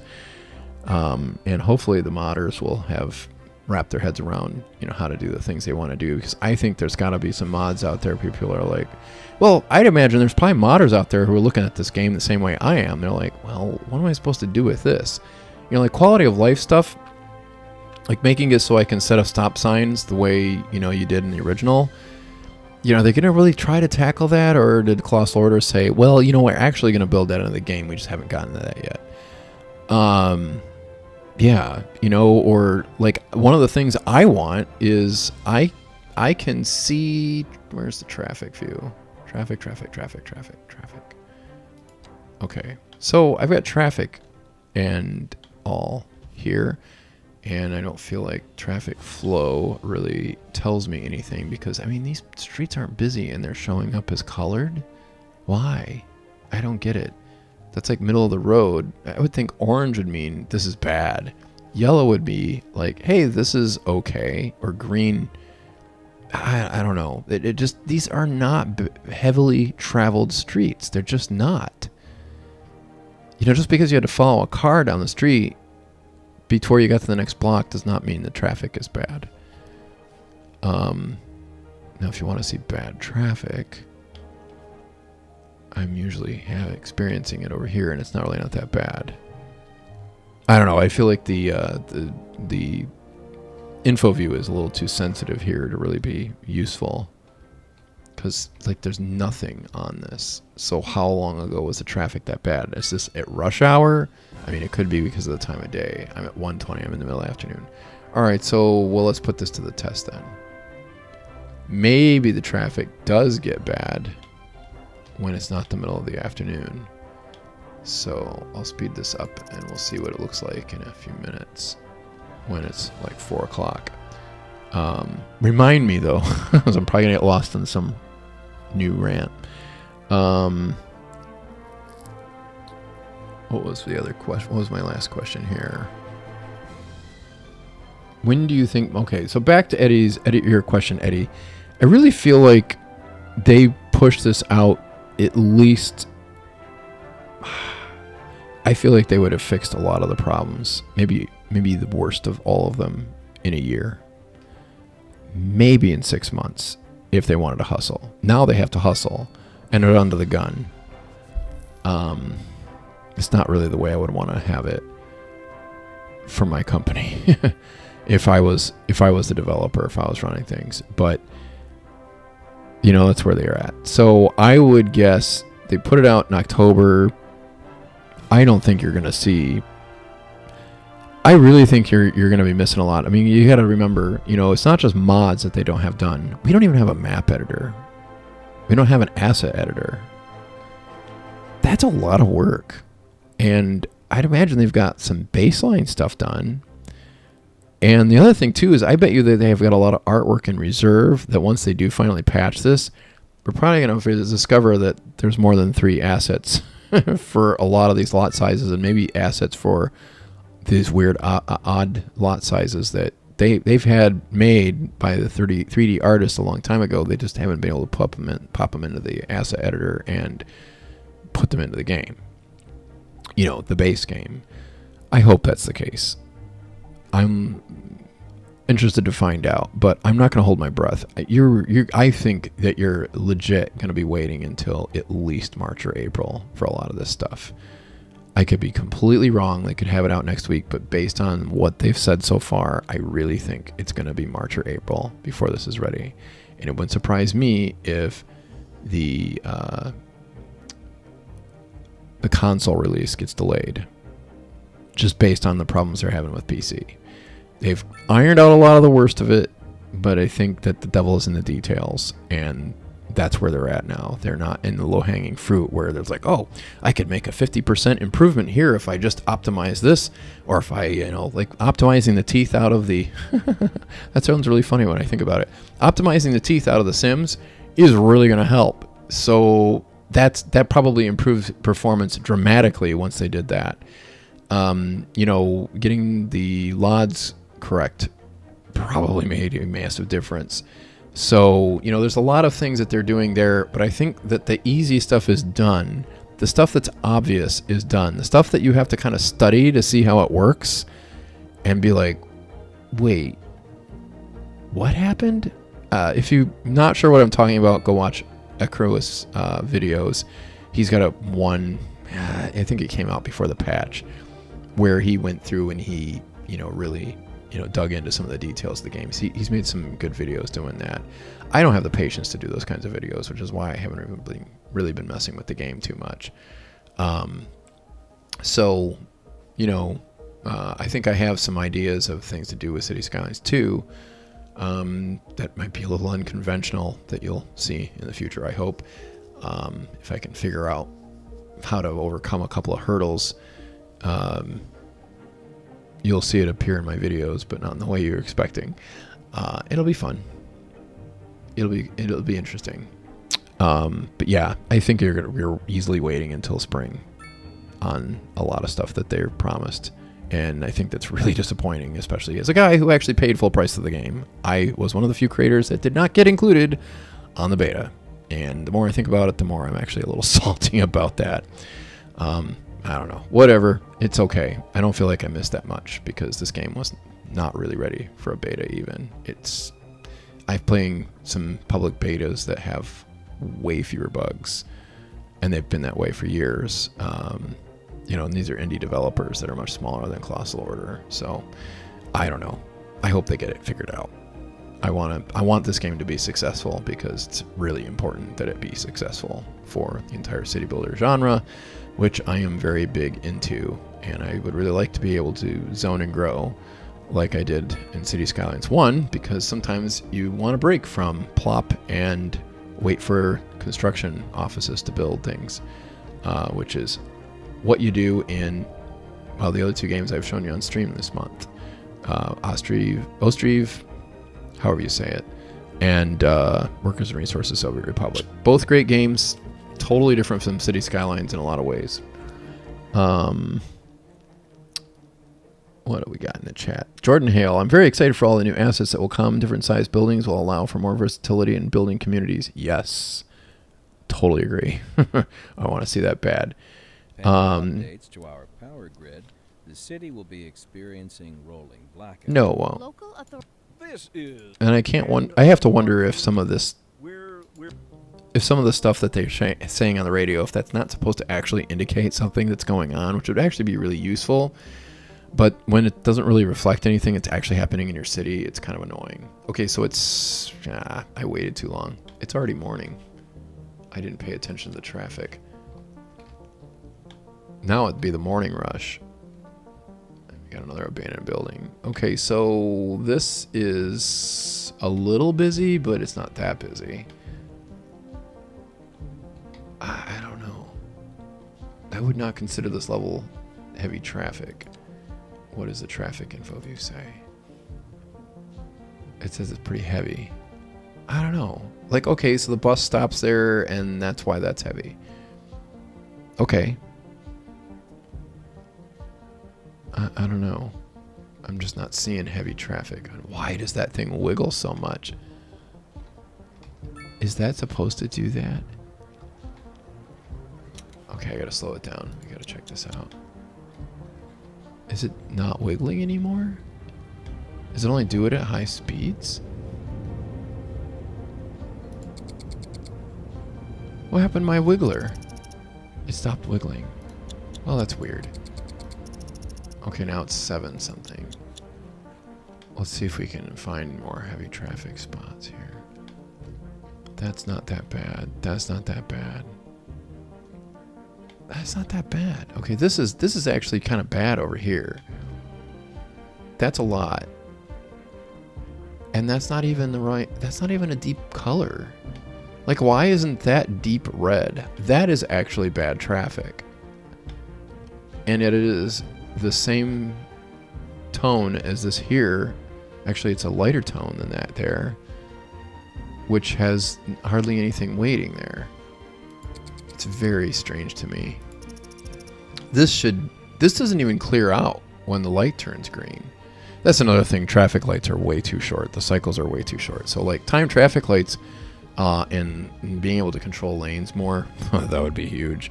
I can't wait for modders to figure that out. I'd probably, at least think about this game a little bit more, even if that was just the case. Okay, so now it's getting a little better, but I still think the color is too light on that. Let's go over here again. Okay, that's a little worse than it was earlier, but it's still not as bad as that other one over there. Is it just because it stacks up in one lane? Okay, that's worse than this. Ugh. Man, three vehicles get through on a green light. That's not good. Okay, why didn't that guy get to go? Now are all of these gonna... Oh, that's gonna be bad. Yeah, I don't know. It's really hard to... That's another thing, you know, with the rush hours and everything. I appreciate that and all, but I would really like to... I don't know. There's some things I kind of miss about the old game. But one of the things that I don't know, I have mixed feelings. It's hard...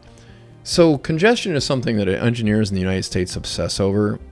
Like, that's probably their number one thing. It's like, oh, this is level of service F at 4 o'clock to 6 o'clock. We would really like to see at least level of service C. And most people don't even know what that means, except for that they think it means that they're waiting forever in traffic, and maybe sometimes they are. But the truth be told, you know, once you get on the freeway and you get to some daylight, then you're not in level of service F anymore. You're level of service A. And you're like that almost the entire way home until you get off at your exit. And that's the way a lot of U.S. cities work, or at least the one I live in. Not all of the U.S. cities work that way. There's usually a lot more level of service F, B, F, F, D, C, you know, in other cities. Cleveland doesn't have traffic. There's a handful of slow spots. We don't have traffic. Cincinnati and Columbus have way worse traffic. Detroit has worse traffic. And Detroit kind of has a lot of overbuilt infrastructure. Yeah. So anyway, that's kind of the way it works here. But engineers are obsessed still at ODOT with level of service and making it level of service A or something really, really, really great, even at rush hours. And I just don't think that's realistic. And then you look at, I don't think it's great for a city, really, when you get down to it. Like, I don't need more lanes on this road. What I need is better transportation options so that maybe more people don't drive.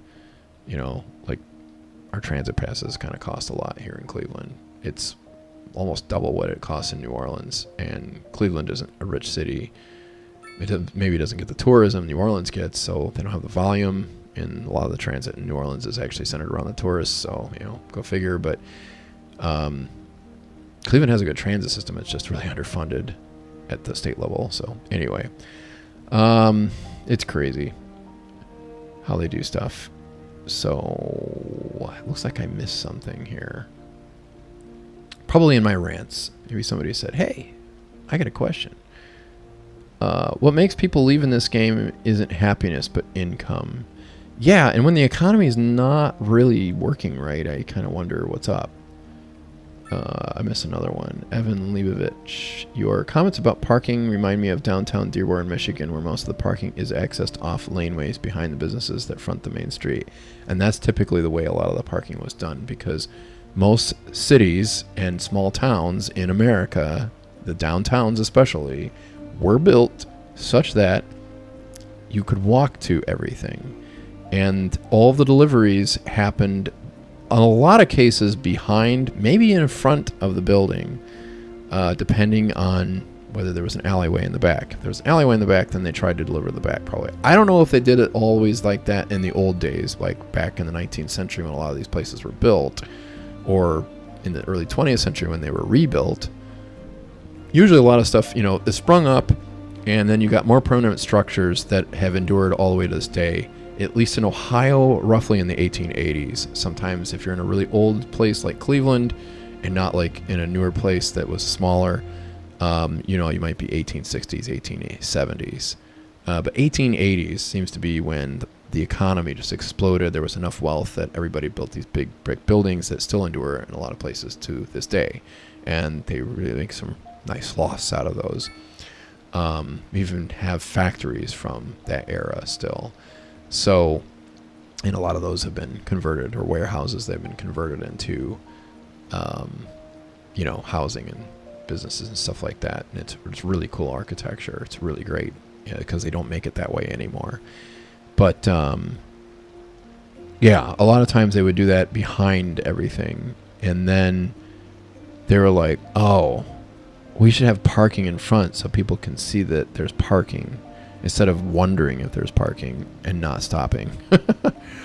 So, of course, they knocked down the old buildings that always attracted so much attention and made the place really feel great and make it easy to walk in. And so they made it easy to drive, and now nobody walks, and there's no sense of community, and everybody's in their car all the time, and they're getting mad at each other and road raging and all sorts of stuff, and it doesn't make any sense. So, whatever. Let's see here.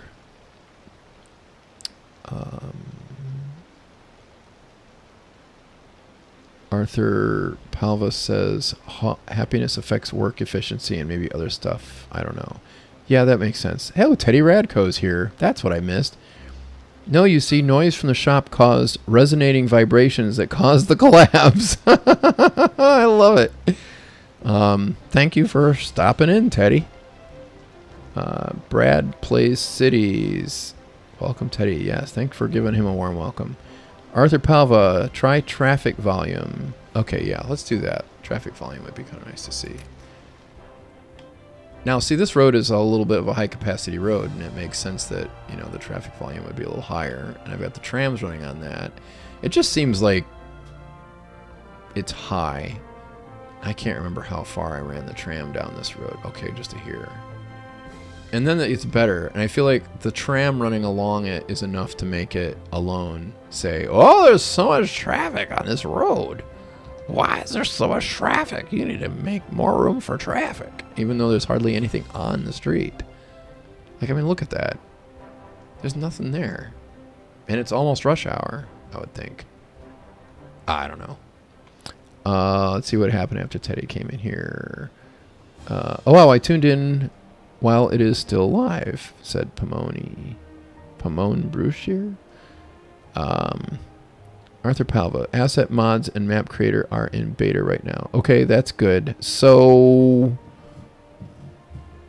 maybe they'll come out first month or two, but I feel like to get all of them done, I don't know, maybe they have them all done. I don't know. I feel like they've got too many fish to fry right now. It'll be great if they can get some out of the fryer and just onto plates so that we can consume them and mod them and make them our own. And then they will update and make it more like the mod, which would be good. Let's look at the other end of bridge.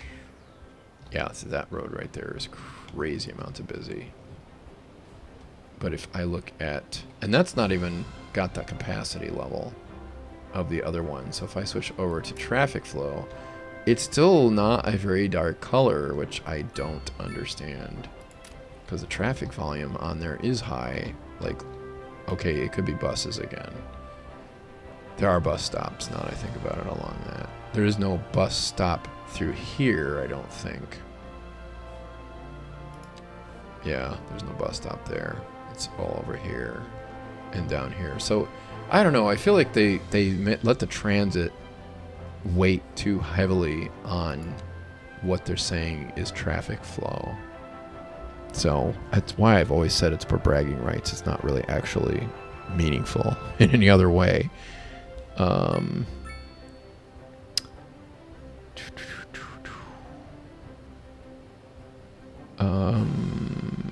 Pomone says, I'm extremely dissatisfied with CS2 and with my computer upgrade to be able to play CS2, lost my saves and mod profiles, so I can't really play CS1 well either. I'm lacking inspiration to play CS.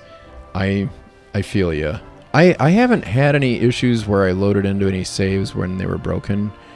I'm usually pretty good at troubleshooting mods. So advertisement once again for my Discord. There are some very smart people. If you keep your saves and you don't overwrite them, you have a really good chance of being able to get back into your saves. I had some saves that I thought were really irrevocably destroyed, and I was able to get into them and make them work again. They weren't always perfect. There might have been some things missing, but was able to get in. There we go. Claire Flack. Good evening, all. Hello, Claire. Brad Play Cities. Saying hi again. And Evan says, actually, I found some of the radio comments to be useful, but boy, are they repetitive. Agreed. They are repetitive. I don't know about useful. I haven't really dug into that as much. Claire says, waiting for my 5-year-old to go to sleep. Just saw this pop up and decided to come watch. Well, hey, thanks for coming in. David Beamer. The quality problems in CS2 might be a bigger issue. Shoving the game out the door too early also happened to EA's golf game, PGA Tour. Too many bugs, too little content, no fun. The thing is that PGA Tour is probably a monopoly because EA is probably trying to lock that down so that only they can make a PGA Tour game with all the PGA golfers. Everybody else is going to make, one with, Knack Jickless playing and Weiger Toods. Maybe weird names that sound like, maybe it's Forest Tigers. I don't know. So that you know who it is without it actually being their name. And they might even look similar too. Just because they wouldn't, they can't get a license, but that doesn't mean they're not going to try anyway. So that's the thing is City Skylines, they don't have the city builder genre locked up. They do right now, but they could be unseated just like Electronic Arts. Oh, I've got the switch on from the humble toaster to the self-organizing sock drawer. This factory makes everything that runs on electricity. Okay. What's my unemployment like? 10.5. It's gotten worse. All right, let's just build this thing and see what happens. Signature buildings. Industrial. Fuel plant. SwitchCon. Let's see where I can build this that won't kill my city. Oh, look, it likes it over here. This looks like a decent spot. We'll build it here, and hopefully everything will work properly.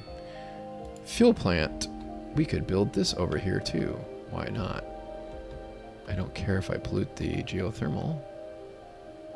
And I really don't care where I put anything because I don't know if I care. Did I put another one in here? Oh, I don't know what I did. I probably just got an achievement. Okay, so those added how many jobs? Okay, that's significant. 550 employees would make a big deal. 2% industrial efficiency, minus 5% industrial air pollution, 5% industrial ground pollution. That's a pretty good benefit. I did not realize that. That's kind of cool. This one gives plus 2% industrial efficiency and plus 1 college graduation chance. So you're saying there's a chance. And that's 1,500. That is huge. So what I don't... Okay, why is this? Oh, it's a crime scene. I don't have any police over there. That's probably why they're waiting.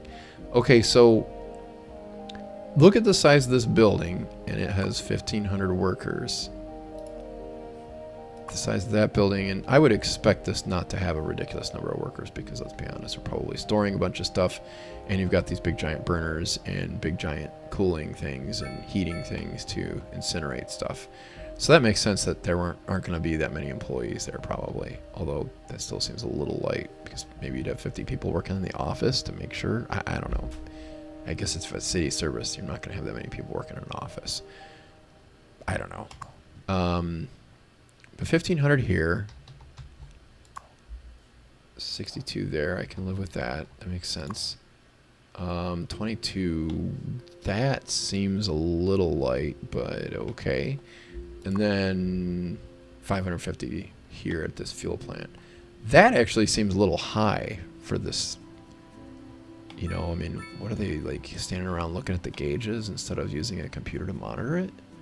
That seems like a lot of people for this size of building. All right, and then we'll go over the other side of the river and compare it to this. 51, and that's a 5. Level 5? Wow, I got a level 5. I didn't even know that.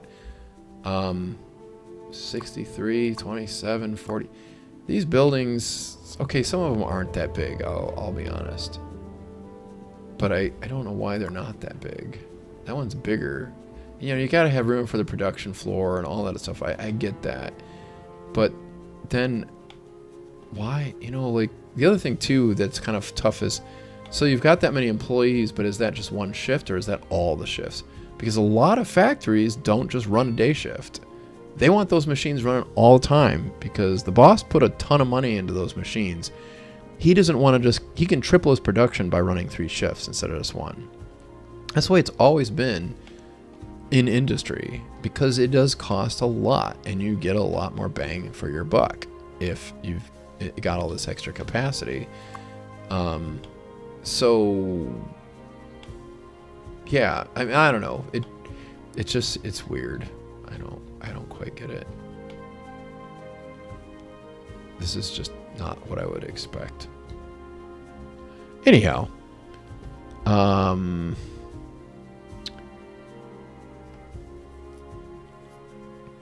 Brad Play Cities. Yep, was heading your way and then saw Lee streaming. David Beamer, because they needed the money? Yeah. Brad Plays Cities Traffic Light Manager mod is out. Okay, I'll have to look at that before I jump on this more. Teddy Radco. Traffic flow seems to be heavily dependent on speed limits. Highway roads seem to be all green. A little unintuitive for sure. Wonder how the traffic volume looks. Yeah, we took a look at that. The last count, there was 101 listed mods on Thunderstorm. Now, are those all vetted? Can somebody let me know? Are those all vetted so that they are not, that they're virus free and everything? And do they do that on Steam? Because I've never had any issues on Steam, and I didn't know if that was just because of the way the mods work, or if, okay, there was one time when somebody did put some malware on Steam, and because they got, I don't know, they were weird. They decided to go rogue. I know Steam would do something about that, but I didn't know if like Thunderstore did stuff like that. And I saw City Planner working with that, and it looked like it was a lot easier to set up, but I don't know. I'd have to try it myself to see what I think. I remember just running installers to put in mods, so every mod had its own installer for SimCity 4, which was a little tedious, especially if you ran a lot of mods. Evan says, I might be going crazy. I recall an announcement there were a number of asset creators around the world that had been contracted to create an assortment of international asset packs. That is quite possibly true, but now I can't find any mention of them. That is interesting. Brad Play Cities been delayed slightly, Evan. Evan says, did they delete the announcement? When I go to the CS Discord, I am seeing a number of replies to message could not be loaded. Brad Plays Cities, not sure, but something was said recently in the dev diary. Evan says, but thanks for the update. I expected something like this. Evan says, parking in front is for roads. Yes, agree. Tom Jacobs, looking at the bus station, it is for left-hand traffic, or they made a stupid decision. Yeah, I think I know what you're talking about. Yes. Yeah, I seem to recall... Yeah. Okay, so why aren't the buses coming in here and going out there? Yeah. It does seem like it's made for left-hand traffic. It's also a little weird that you'd have parking in front of the bus station. Just saying. And behind. And it never gets used. The hospital also has lots of parking, which never gets used. Maybe we could just get rid of the parking and add our own parking, because I thought they made that so we could add our own parking. I'd really like to be able to do that. That'd be cool. But I don't have any reason to do it. Teddy says, talking about frying fish got me craving some fish and chips. That sounds pretty good to me too. There's a nice little tavern that makes some good fish dinner. I could go for that. Tom Jacobs, looking at the bus station. Okay, yeah, read that one. Claire Flack, if in doubt, call Biffa. Claire says, I don't check my traffic flow anymore. I don't believe it. Yeah, yep. It doesn't really make a whole lot of sense. And I'm not sure if it's the rush. I don't know. Are they just measuring peak? It just doesn't seem to make much sense.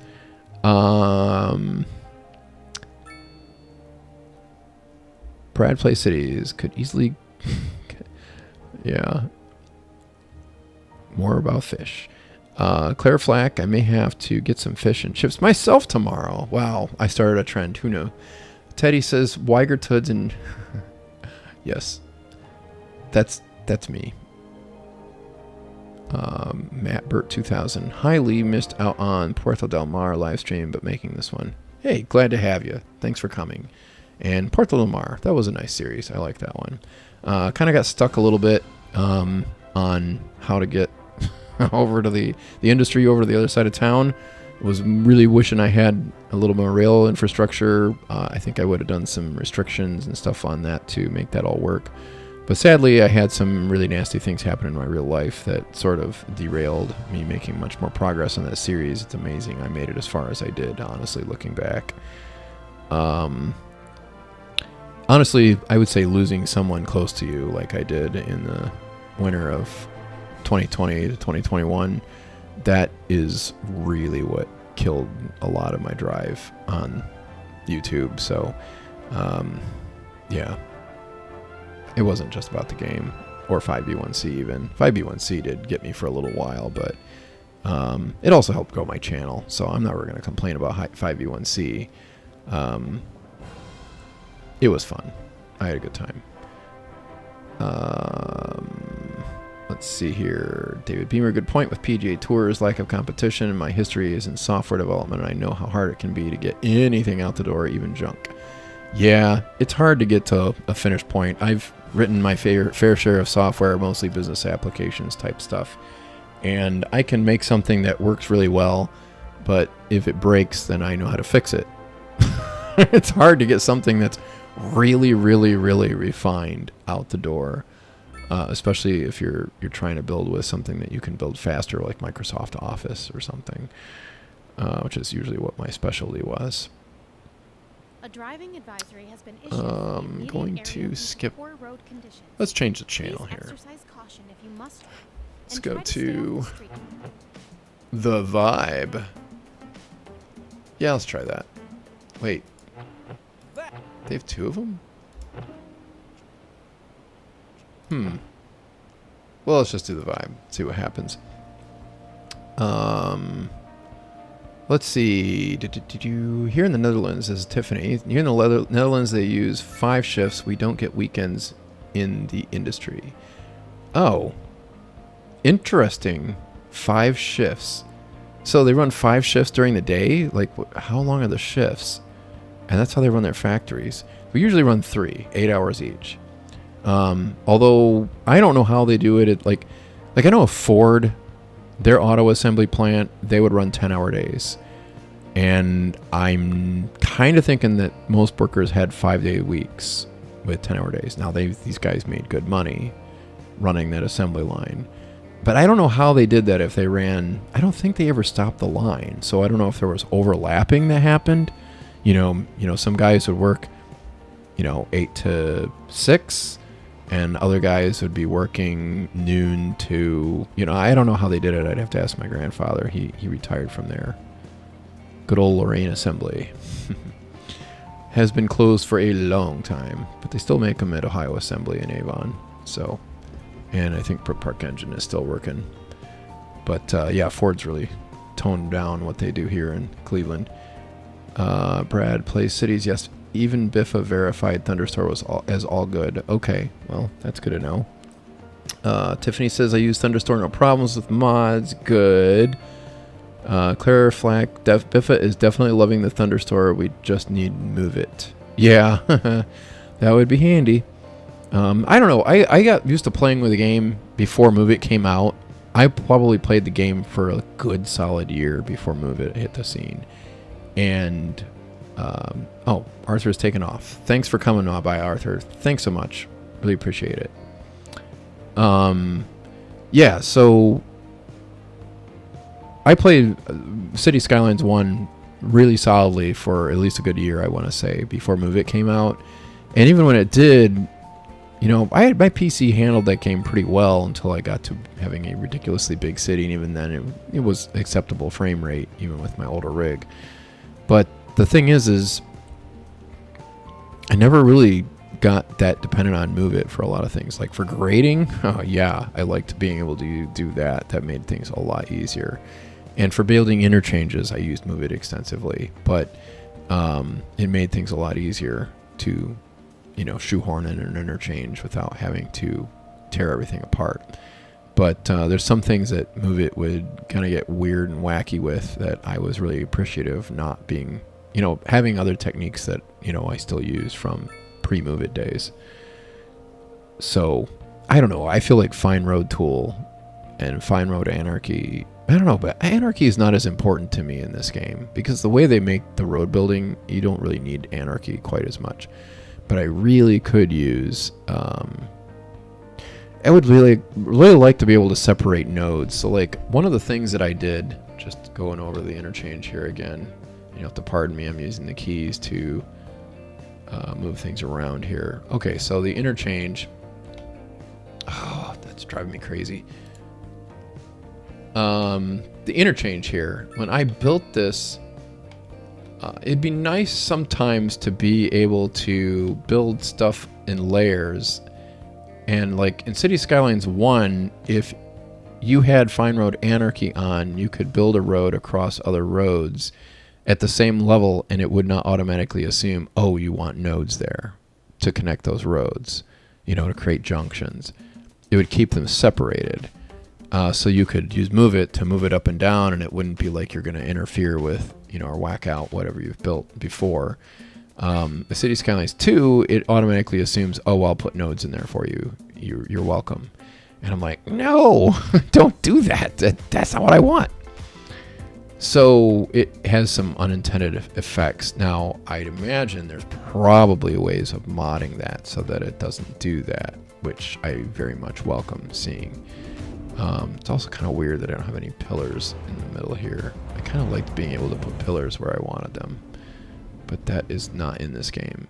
But at least I don't have to fuss around the pillars, because that was always a huge problem too. Because, oh, there's a pillar there. You can't do that, silly goose. Move It made that easy though. You could, and Fine Road Anarchy made it possible to do that. So it was kind of weird, like getting this lined up in underneath everything. What I did, honestly, I can't remember exactly what my technique was for here. It seems like, I think what I did is, oh, that's what it was. So I built for each level. So like for the second level of the stack, that's this ramp here and this ramp here. What I did was I found the center, and then I built at whatever angle I felt was reasonable, which I can't remember if there was a way I determined that too or not. But I built a road that kind of connected as a crossbar across there. I'll give you kind of an idea here. So and then you actually could probably find it, like that's probably the spot right there where the two sets of roads are set to be parallel right here. And then what I did is, yeah, you know what? I don't remember how I did this exactly. It's been a while since I built this. But I wanted to make it so that the curves were constant radius all the way through until I needed to change it. And I was able to accomplish that. But I can't remember how I did that. That's weird. Seems like I would have remembered that. I think I counted out. I think what it was is I used, I would go over here like so many units. I think I did that. I made sure that that was balanced on either side so that the radius would stay even all the way across. And then when I rebuilt everything, I took that out. But it was all married together because of the way the nodes, are automatically created and the junctions created. So I had to do a lot of extra rework there. It's still easier than City Skylines 1 though, to get this to look like this. I don't know. I thought it turned out all right, considering it was my first attempt. Or my second attempt. I might have turned it down and I'll start it over again. One thing that I'm kind of, it was really hard to get right was, sometimes my grades, I don't know, it was hard to get this stuff to stay at a constant level. And that's another thing I appreciated about Fine Road Tools that made that pretty easy to do in Fine Road Anarchy. So I really like that to just go straight across, and I don't quite understand why it didn't do that. Anyway, back to the chat. Lots of Thunderstorm chat going on here.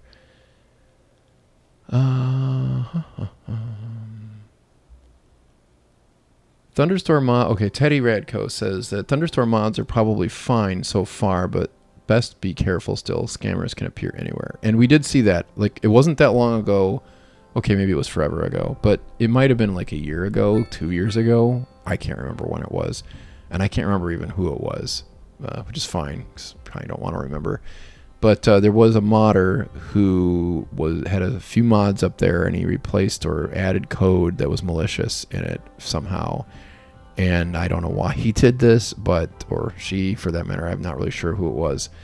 But it created a lot of problems. I think it really wrecked some people's gaming experience, and I don't think it ruined anybody's computers, but I don't think I was using any of the mods or that I was playing at the time, but I did follow it to like figure out what is going on. What's all this ruckus about? Tiffany says, even known modders post their mods are fine. Okay. Brad Plays Cities. Thunderstore is easy to use. Think my tutorial was like 3 minutes. Okay, cool. So Brad Plays Cities has a tutorial on Thunderstore. So go check him out if you want to get a look at that. 3 minutes. That is a pretty good tutorial. Evan says, regarding shifts, I don't know about factories, but service buildings definitely have accommodation for evening shifts and night shifts according to the Paradox Wiki. Interesting.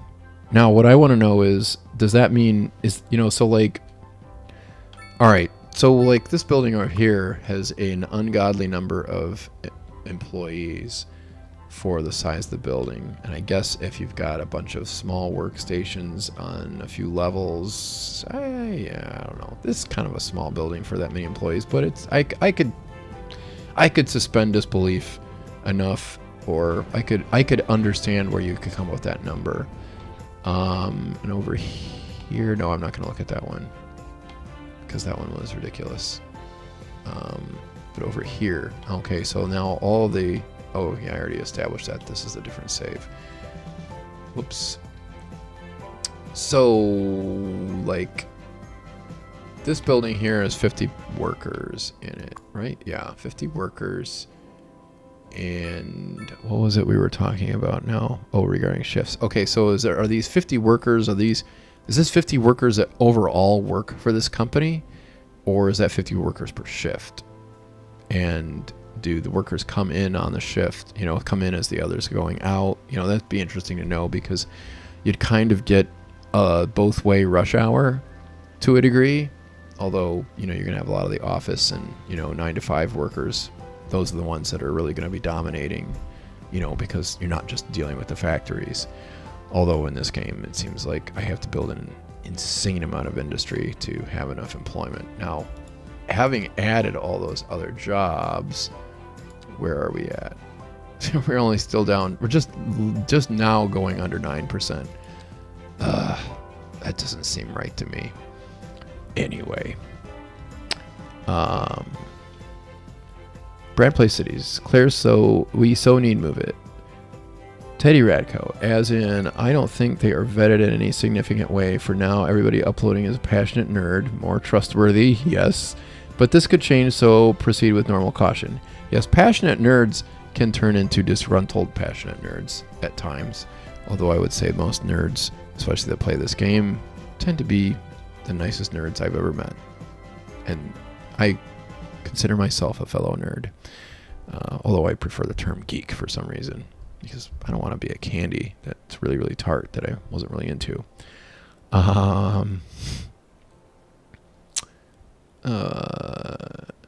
Claire Flack agreeing with Brad. It's definitely one thing I missed from CS1. Brad Plays Cities. I know you had some issues, Lee, but we well appreciate you in this community. Well, I appreciate being told that. It means a lot to me. I have many more things I wish to contribute. Hopefully, you will get to see them very soon. Like More Money, Less Traffic, Series 2, Part 8. I've had a lot of that in the can for a long time. I actually have 9 even. 8 is really cool stuff on traffic. You're going to dig. And it all applies to City Skylines 2 as well. At least it should. I don't think that... I would say this applies in any game where you're dealing with traffic. And I would say it even applies even at Costco when you're going on the carts and you've got all those shopping carts and they're all going everywhere because Costco just seems like you're in a mini city. It's just that nobody lives there. But everybody's driving a car. It just happens to be a shopping cart that they push around. Some of the dynamics are very similar to actual cars. It's just that we don't have to have turn signals and licensing and stuff like that, although sometimes you wonder. Claire Flack. My laptop is struggling to run. Oh, and Evan is agreeing. Thank you. I appreciate that with Brad. Claire Flack, my laptop is struggling to run CS2 LOL. It's very slow to play. Yeah, I bet it is. And that's one of the reasons why it always bugs me. I'm just gonna give you this right now. If you're looking to play any of these games, these city builder games, they do not start out as resource hogs at the beginning, but they will quickly become resource hogs. And so you're gonna want something beefy. If you need mobility, go ahead, get a laptop. If you don't need mobility, please don't buy a laptop. One of the things you can do is you can stream in your house. Like, say you want to play on a laptop, well, go buy a cheap laptop that has, a good network card in it and have decent Wi-Fi. Make it connect to your desktop computer and then stream on Steam. I don't know. I've not tried that with CS2 because I don't have a 4K laptop. I only have, I don't know, it's probably like 2.5, 20, I don't know, 2560 or whatever it is by 16 something. Yeah, I can't remember the numbers, but you get the idea. That's what I think I have on my laptop. It could be just standard def. I can't remember. No, standard high definition. 1080p, 1920 by 1080. But I stream Civ 6 on that all the time because I like that game. I haven't played Civ 5. City Planner's got me curious after his stream. But Civ 6 it works great. I just run it on my computer upstairs and I'm downstairs in the living room playing Civ 6 on a laptop and not worrying about the slow hardware. So that's a way you can get around that if you've got the cash to do it. Honestly, I feel like buying a cheap laptop and an expensive desktop is better than buying an expensive laptop. An expensive laptop that won't get you in nearly as much mileage. So that's my thing, is you're just not going to get the Costco cart DLC, Evan. That would be an interesting DLC. Actually, that would be an interesting city simulator or store simulator. How big, if you make the shopping carts bigger, then fewer customers fit in the store and comfortably, and then they get upset and your store is too busy, but they love the prices, so they keep coming back anyway. I don't know. It's an interesting thought. IKEA is another one that would be a fun place to run a store simulator. Yeah, because those carts are big too. Those stores, IKEA is actually a really good piece of retail planning and even a little bit urban planning. They really do a masterful job in those stores. The Europeans, I feel like, just put a little more thought into it and aren't afraid to spare a little money. And I just feel like it's a better experience than it could be in other places. I don't know, Costco and Sam's Club and Walmart, and I don't know, they just don't seem quite as easy. And we're not even selling furniture in those places like they do at IKEA most of the time. Okay, so Tiffany is going to fill me in here. 8.5 hour shifts, but you work 2 morning, 2 afternoon, 2 nights, 4 days off. What? 2 mornings, 2 afternoons, 2 nights. Okay, so the 2 nights, that kind of wrecks the whole thing for me, but that's interesting. And that's for, 8.5 hours. That's 6 days. Oh, I see. Huh. Interesting. Yeah, the swing shift is kind of a bummer, though. That's really hard on people to, especially for the graveyard shift. And that continues. Yeah, so basically you don't have a week-to-week schedule. You have a, 10-day schedule. So you'd have three rotations roughly each month. Yeah, I can see how that works. That makes sense. They kind of do that a little bit with firefighters, although it's a little different with them. Firefighters are on for like a 24-hour shift because they're not necessarily working the entire time, or I don't know. It's complicated.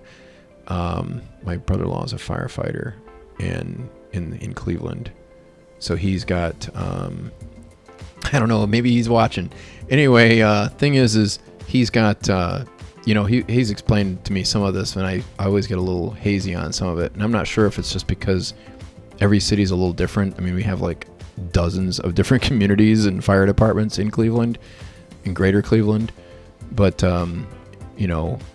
everyone's kind of got their own little thing going on, and I'm not sure if it's all kind of the same or if there's a lot of variation. But it's almost like you work one 24-hour shift, you're off for 24 hours, then you're on another 24, then you're off for 24, on for 24, and then you've got like, I don't know how many days off. It's multiple days off, and you don't have to come in, and then you're back. I think it's something like that. So you're not like getting killed by working so much, because you might have a night that's really busy. Or a day that's really busy, and then followed by a night that's really busy, or you could have, not a whole lot happening, or it could be, you get a busy day but not a busy night, that kind of thing. You don't really know.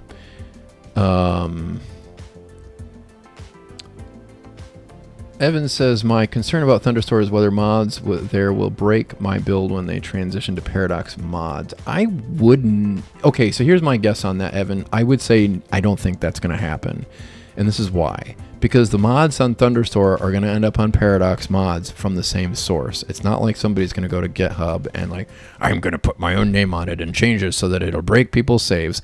No, most people, I feel like modders are actually extremely good at collaborating with each other in this community, and I really appreciate that.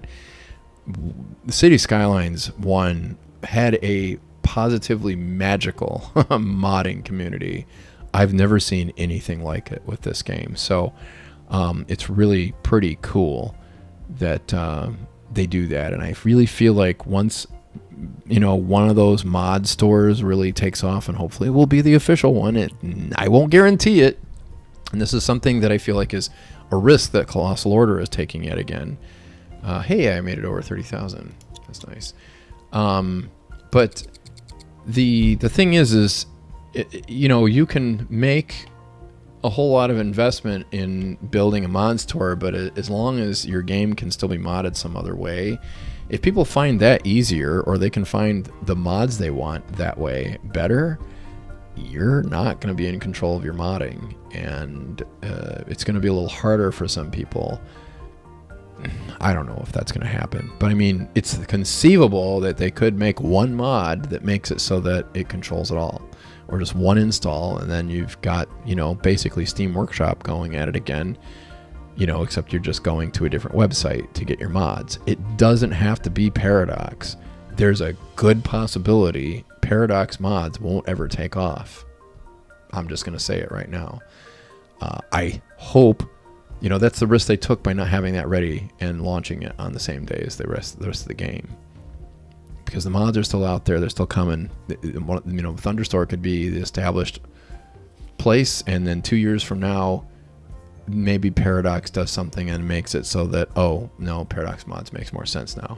Either way, I think the mods will come from the same people.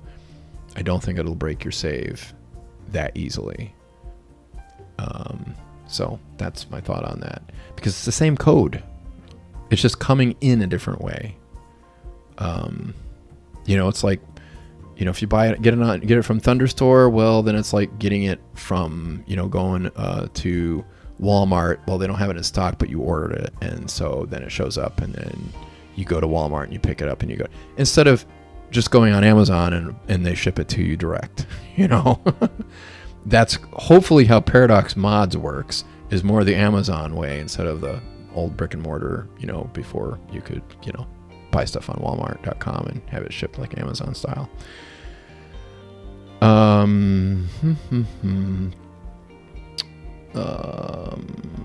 Teddy Redco, I worked 5 shifts for a bit. Intuitively, it's like 8-hour shifts.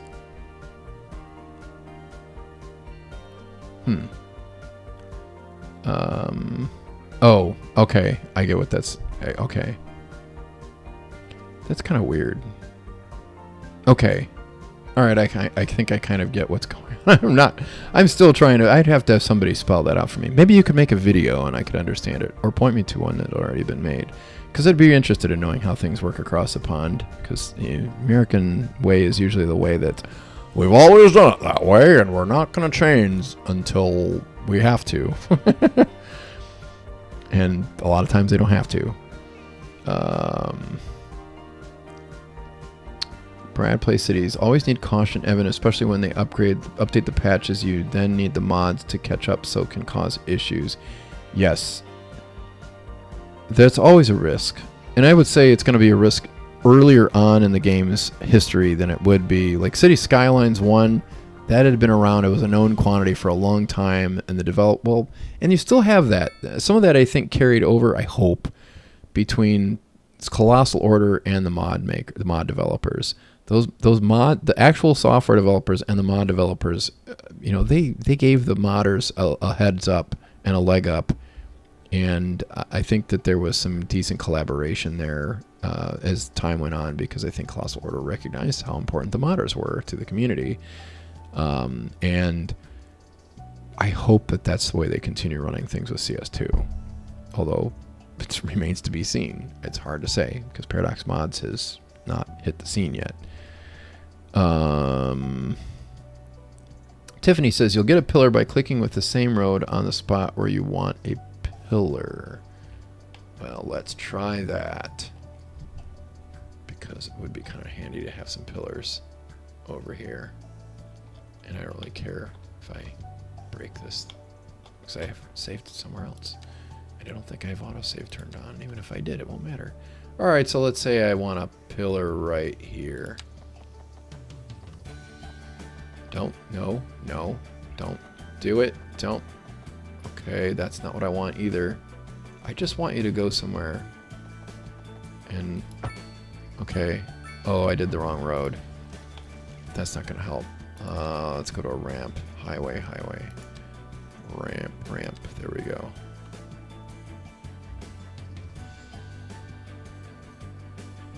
Okay, that looks reasonable.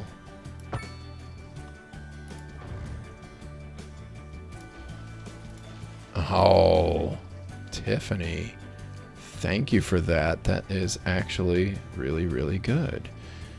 Let's try another one here. Oh, that's the wrong one. Yeah, there's a node there.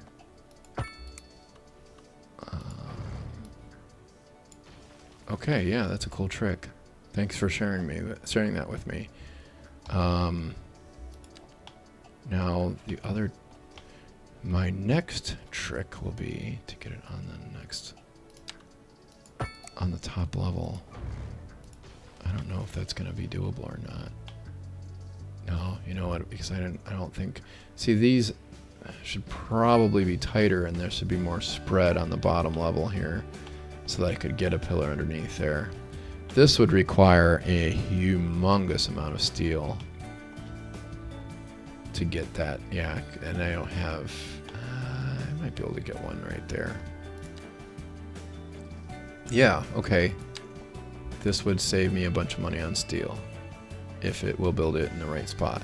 I'm not sure if it is.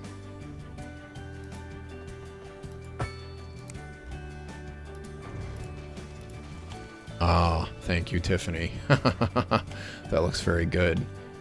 I don't know if there's room for any more, though. I might be able to squish one in here. Let's see. Oop, close, but no cigar. So apparently they're... Okay, maybe if I turn off guidelines, sides of the building, 90 degrees, zoning cell length. Let's do that. Let's see what happens. Okay, I need existing geometry.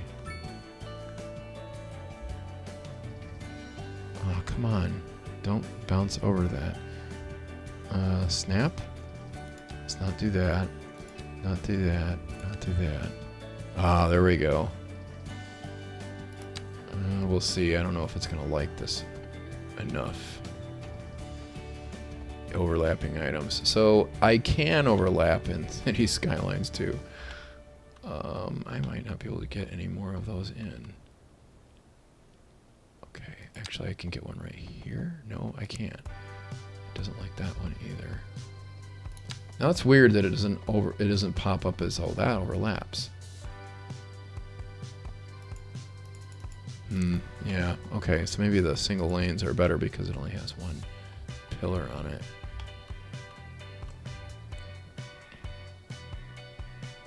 Yeah, that's going to be weird anyway. Well, thank you, Tiffany. That does help to know that I can do it that way.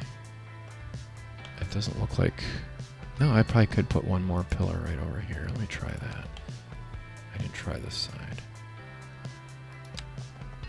Overlapping items. Okay. That looks good. Now just make it so the slope isn't so high.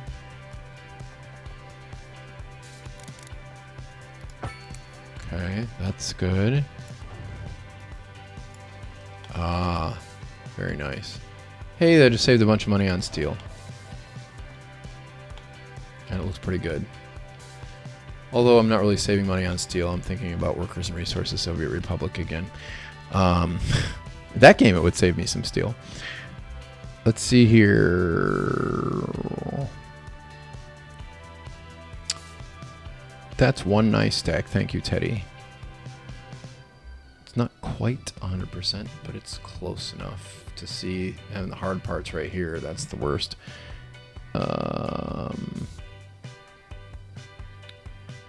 Claire Flack, one big thing I absolutely love about CS2 is how much easier the roads are. I'm terrible when it comes to creating intersections, but CS2 helps me.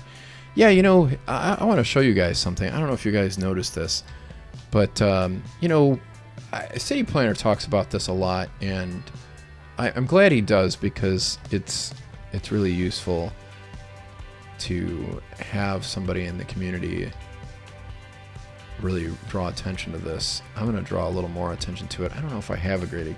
Yeah, this is... I don't know if that's quite exactly what I'm looking for, but, like, you know, you couldn't do this kind of stuff and make it look anywhere near as good. I'm not 100% fond of how the crosswalks draw in.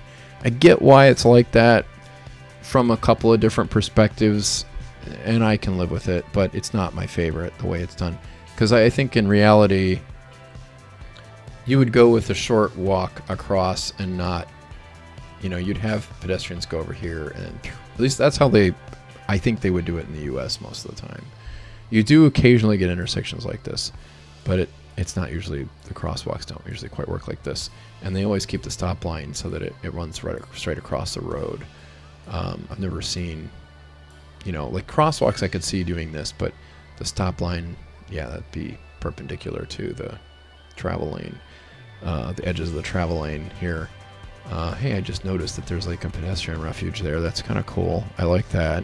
That's definitely not typical of American cities. In America, there'd just be, you know, straight across, and there would be no protection for the pedestrian in the center, which is bad design, but that's the standard here a lot of the time, at least here in Ohio.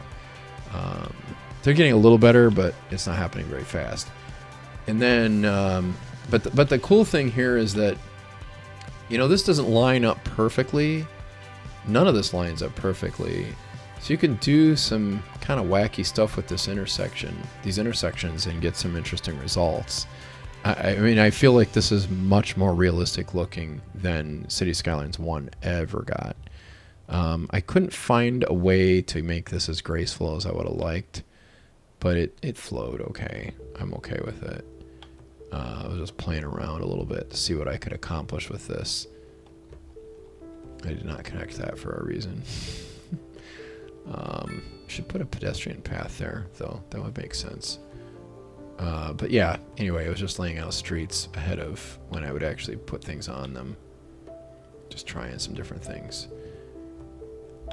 but I really like the way the road tools work in here. You know, like this intersection here would be possible in the old one, but there are some, like this one here I don't think would be possible because that's narrower than a 45-degree angle on these sides. This one would work because it's not less than 45, but this one here definitely would be a no-go. Yeah, I didn't really push it a lot. I feel like the first city that I made on the first stream I did with City Skylines 2 really did more with that stuff. But what's kind of cool is, so, all right, let's just slap some roads down here. So I got a road here, I got a road here, and I got a, you know, like this is the kind of stuff you'd see in Pittsburgh. I'm not gonna go right up to that. I'm gonna go up to that, and I'm gonna try and make this perpendicular here.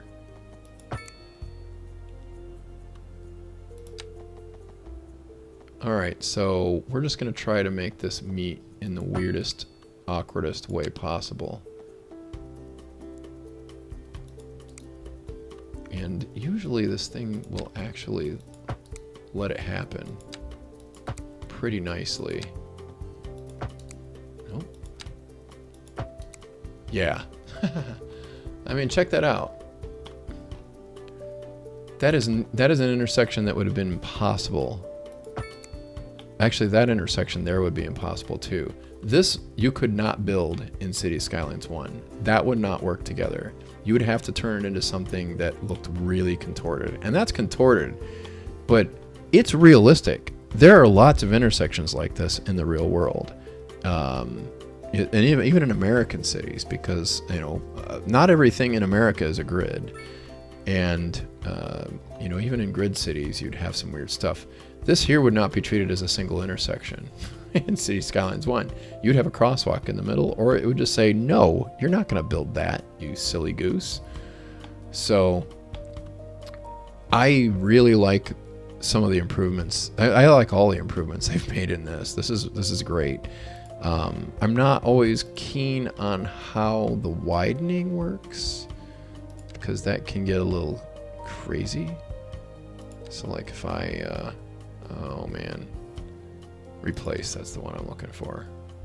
So if I want to, you know, update this to 4 lanes and widen the right of way, then, you know, I can do some nutty things with that if I downgrade it.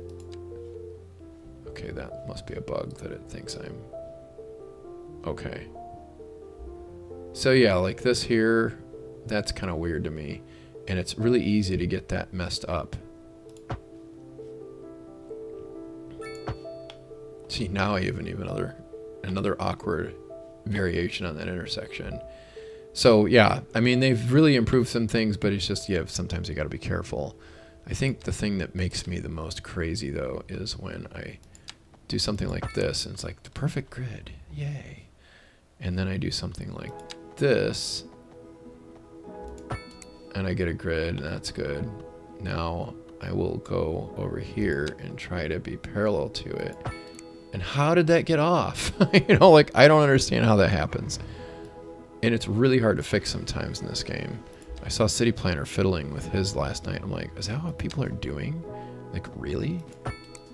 Okay, so that worked. But I've had at times where I'm trying to crisscross. Okay, maybe this is a good example here. Let me take a 90 degree over here.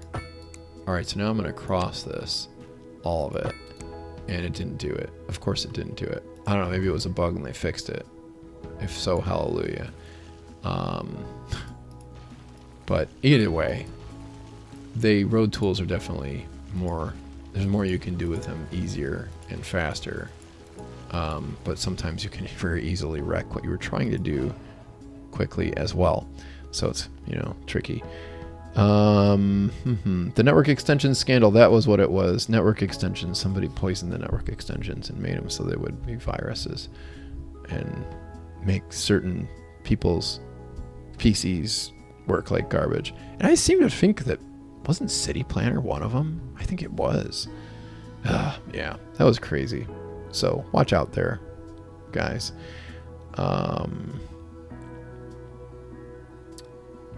One big thing okay, yeah. Pomoni says in CS1 I would sometimes just launch the fixing traffic scenario. I've probably beaten that scenario over 200 times. Yeah. You know, I've never tried that. I usually have no problems finding plenty of fixing traffic scenarios. Michael Pearsont. Hey Lee, glad to see you play CS2. Glad to see you here on the stream. Happy to have you. Evan says, for service buildings, evening and night shifts have values expressed as percentages of the full complement. Okay. So that's all shifts then, I'm guessing.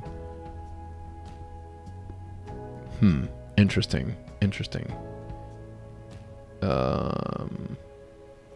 Michael says, just got off work and tuning in. What's your verdict so far?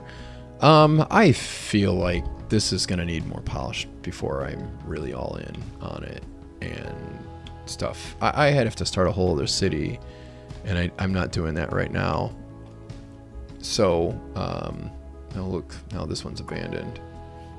It's unhappy because the homes are too small. It's just weird. Is it because it didn't upgrade? I don't know. It's so strange. And that's been abandoned and rebuilt and abandoned again from the looks. Does it say your ad here? Yeah, it does. The advertisements don't have to abandon. The landlord can still get paid. Who's the landlord, though? I mean, who's getting paid the rent here? That's what I'm confused about, too. Because I don't think I'm getting paid rent. This isn't Ostriv. Back to the chat. For example, Evan says, a post office has 12 workplaces, 25 for evening shifts, and 20% for night shifts. Oh, interesting. Okay, that's cool. Tom Jacobs says, yeah, passionate Greeks are great, but some overview/monitoring would be welcome also to make updates not so chaotic. Yeah. I feel like they did a pretty good job of reducing the chaotic nature of updates. But, you know, they still haven't reduced the chaotic nature of City Skylines 2 at this point yet. So hopefully that will get solved soon. But I won't say that it'll happen. It might be another year. It might be 6 months. I don't think it's going to be less than... I definitely don't think it's going to be less than 3, and I kind of doubt it's going to be less than 6. But I think... I don't know. We'll see. We'll see how it unfolds. I hope I'm really off on that, but I kind of doubt it.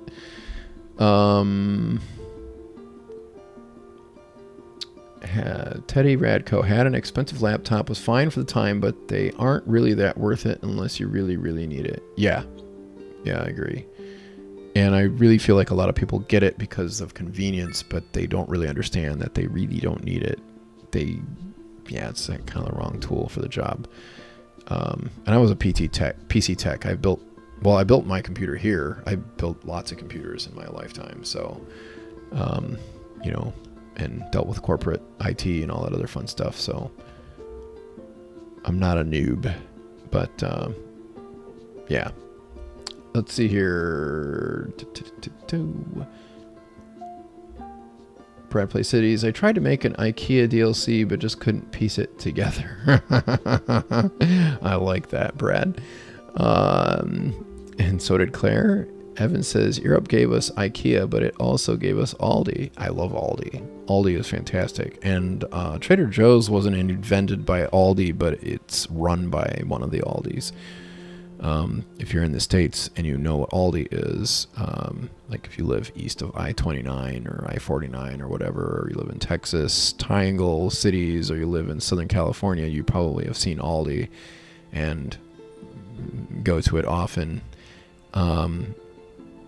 And Trader Joe's, you know, if you're out in California or if you're in a major metro, then you probably got at least one Trader Joe's around, probably more than one. We have 2 in Greater Cleveland. But the thing with Trader Joe's is that were actually started in California, I think, and then Aldi, the other Aldi, there's two Aldis. There were two brothers that ran Aldi in Germany. One of them came over here, and I forget if that's Aldi South, I think it was, that created the Aldi here, brought Aldi here as we know it in the U.S. The other one, Aldi North, I believe, is the one that bought Trader Joe's. So they're both Aldi, but they're not exactly the same Aldi, but they are Aldi. I don't know, it's weird. But yeah, it's a great concept. This is kind of a nice angle in the city here. I need to get the streetcars running down through here, though. Actually, I don't have a streetcar on that street at all. I don't have one on this one. I think it's all bus. Yeah.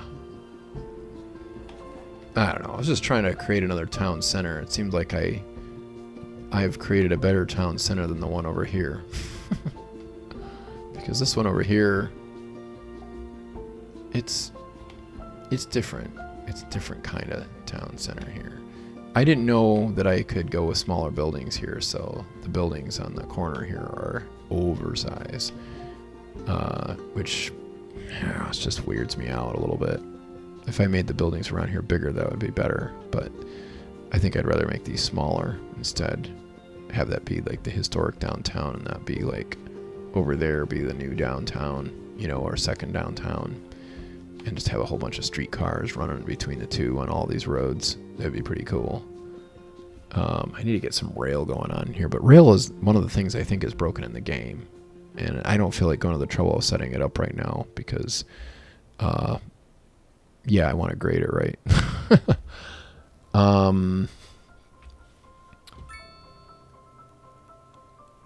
Claire says, bit different, but my husband works at a hospital. His shifts are 4 days off, 4 nights, then 4 days off. They are 12-hour shifts. It's hard on the body. Yeah, that sounds pretty brutal. That's 48 hours. Yeah. Yeah, that would be kind of tough. And you have to kind of count out weird to make sure that you're going to be off if you're making plans with somebody. It's like, wait, am I off that day? Or is that the next week that I'm off on that Sunday? I don't know. That's always tricky. Tiffany agrees. Evan says, regarding the thunderstorm mods, fair enough, thanks. Vanilla Skyline says, hey folks, hi. Eddie Gonzalez said something, but then took it away. And then Brad did the same thing. What did they say? I don't know. You'll have to ask them. Eddie says, Tiffany... okay. Thanks for that tip, Tiffany. Oh, okay, talking about the pillars, I think. Yeah, that was a great tip. I really appreciate it, Tiffany. Thanks for coming and sharing that. Teddy says, oh yeah, there's so many awkward network tricks in CS2. Kind of wish we didn't need quite so many, though. Agree. Teddy Radko, so much is now possible in vanilla, but you still have to put in a lot of work for it. Yeah, hopefully, I don't know. There's got to be ways of debugging or maybe just making it more configurable, but there's a lot of configuration options in there as it is. I mean, I can't believe toggle all the snapping on and off, snap to existing geometry, snap to zoning cell length, snap to 90-degree angles, snap to sides of the building, snap to the guidelines, snap to the zone grid, slide to the left, slide to the right. Bring it back now, y'all. Everybody clap your hands. Anyway, yeah, it just kind of, it's a lot. And then we don't have straight, I mean, the curve tools, I'm not going to complain about this. Straight, good. Simple curve, good. Complex curve, very big time saver. I haven't played this game enough to make it that useful, and then continuous is basically like the freeform road. I have not found that the grid is a particularly useful thing because it really messes with you. You know, like obviously I've got a huge amount of grid, so I've had a little experience with building out grid on this game. And this grid is not perfect. I made a couple mistakes, but it's okay. Surveyors do that all the time in real life, and it just makes their city a little bit different. Okay, so that looks good. And that, okay, so here's an example of what I was trying to tell you guys earlier. Why does it do that? That's so crazy. It does not need to do that. Stop doing that. I bet I can't even go down here. What? What is overlapping? How could it be overlapping? I have all the snapping on. Okay, I'm going to turn some of the snapping off. Yeah, see, that's the other thing is some of these snapping things, it's like, I'm going to snap to the edge. I'm going to snap to the guidelines. I'm going to snap to the grid. I'm going to snap to the zoning cell. And it's like, oh, what is the deal? Why is this not... It's not working, and I'm not even sure why.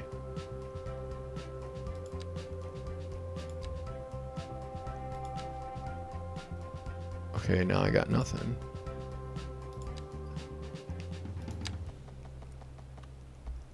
And it still thinks I'm overlapping something. What am I overlapping, though? There's nothing else there.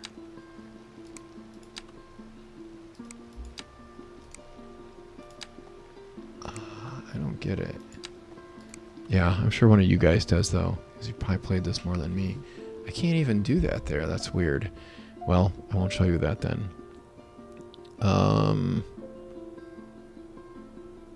Eddie says, oh, look, a CS2 celebrity in the house. Teddy Radko. Yes. Thankful to have him. Brad plays cities. I think double-clicking to make a node does the same thing. Is that so, Teddy? It's okay. Teddy, what's really cool is when you're in a subreddit that isn't City Skylines, and then you're like, and somebody's like, wait, are you that Teddy Radko? As I've had that happen to me. I think it was the urban planning sub one time. There's one other one too somewhere, I think, that happened. But I think it was urban planning sub. They're like, your videos are so great. When that happens to you, Teddy, at least you'll be a minor celebrity on Reddit. It's kind of fun. Anyway, it's a little weird too. I don't know if I'd want to walk into a room and have people pay that much attention to me. I don't want people like sneaking a picture and me wondering why are they taking my picture? That would be so awkward. So don't do that to people you know unless you know them in real life. And unless you actually know them, like, yeah, it's weird.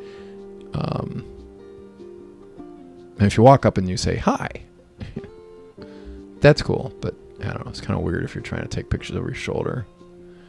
I've never had that happen to me. I've never had anybody in real life recognize me, unless it was one of my friends and they're like, I didn't know you had a channel.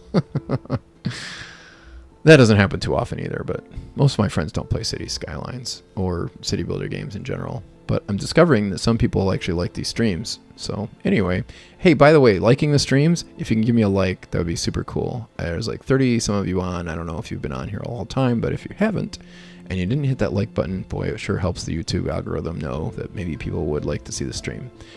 So let's see if I can catch up on this chat. I've seen you do videos for them, so okay, yeah. Teddy says, Brad, it might, but it might also just move an existing node. That's a good call. I don't know. Personally, that's me talking. Teddy says, I have a trick for creating infinite nodes, though, but it's really tedious. I'm afraid. And if I recall, Teddy, aren't you the one that figured out how to make the vanilla ramps look less vanilla? And that was pretty cool. I've never used that. I don't think I have the patience for it, but it looked cool. It was a nice hack. I liked it. I think that was what launched you into fame. And hard to explain. Yeah, probably easier to show instead of tell, although even if you show it, sometimes it's not easy to show, and it doesn't make for good YouTube video. I have lots of things I'd like to show and tell everybody about, but I have not made a video about it because I'm like, how do I do this and make it interesting so that people actually watch the video and the algorithm actually recommends it to more people who will watch the video. Anyway, can you tell us what CO and City Skylines is planning for next year, Teddy? Eddie says, spill the beans. Teddy says, good point, shorter crosswalks. Better. There are tricks, TM, for that too, by doing some bootleg node controller-esque stuff. Cool. I like the sounds of that. That makes sense. Yeah, I'm interested to see that. Yeah, Node controller actually, I think, took care of that in the old game, which I really liked. Being able to do that. Teddy says, nice try. NDA. Do you know what NDA means, Eddie? It means non-disclosure agreement. It means ginormous lawsuit if you say the wrong thing in the wrong place, the wrong time. Yeah, it's not fun. I wouldn't want to do it.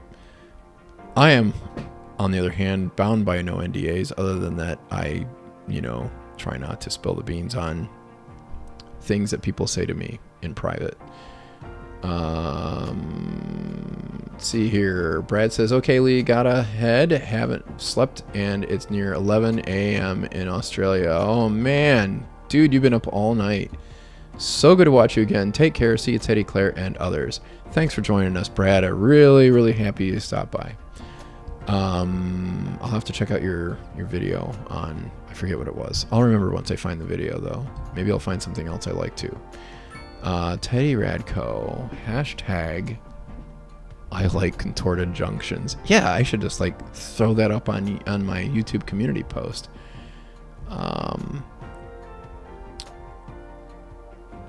Teddy Radco says turning off the snapping lets you finally move roads using the upgrade option. Yes. The replace option, yes.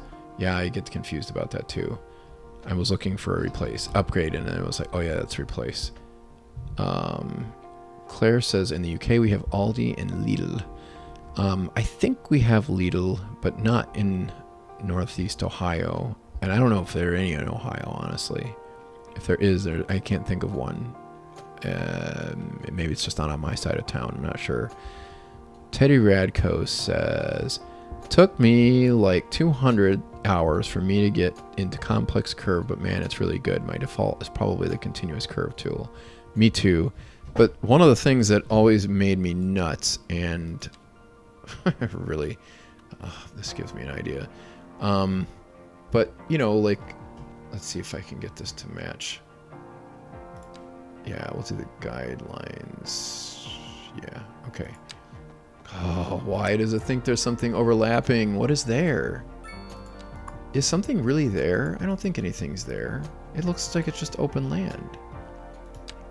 My save file is broken. What is that? Oh, this is here. That's what's messed up. I do have like a forestry thing here, don't I?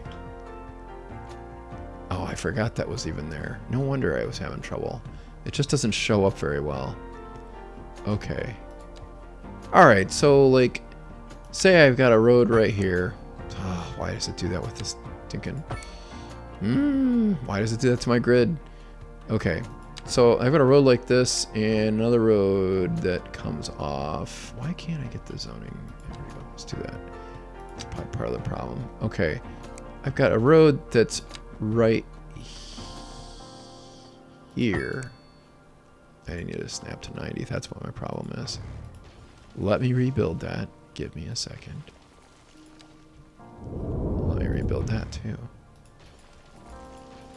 Empire Street. The Empire Strikes Back. Alright. That looks better. Okay, so I've got my street here. And I've got my wacky zoning there. And I've got another street right here, and I want to marry those two so that they are one street and not two. Complex curve.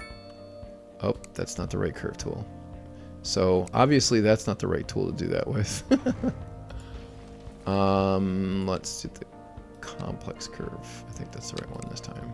Too lazy to, too impatient to wait. And then bada boom, bada bing, all done. That took forever to do in City Skylines 1 because I always did this in City Skylines 1, and I've done this so many times I can remember off the top of my head. So that's yeah, 108 meters. I need to get the mod that makes that units because that would be a great mod. Okay, so then I'd find the middle, and actually what I would do to get a better curve out of this, because that's going to be too weird of an angle there, is I would go out about a unit or two, depending on how long of a stretch. And I would look for the middle, and I would do all sorts of weird hacky things to get the exact middle. Let me turn off that thing and see if I can get to snap. Nope, wrong way. Nope, wrong way. Okay, so I'm gonna eyeball that. And then that's the middle. So then what I would do is I would use that as a guide road and get my simple curve and do it like so. Way more work. Way more work. And I don't think that it even necessarily gave me the best results. Not compared to this. That's just so easy. So I dig that. I hope that is an easy explanation of why they would even add that tool into the game.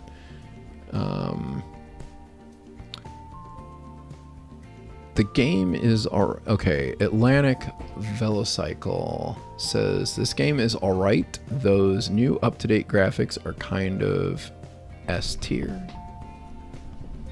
Okay. Yeah, there's some things I like about the graphics, and some things I'm like, that's just not that much of an improvement. But I'm also running on settings that worked better for the original release, and not necessarily ones that work now. I would do a lot of research to figure this all out, but I think I'm just going to let City Planner make a new video, because I think he's going to make a new video updating his performance video that came out when the game, when like the day or two or the week after launch.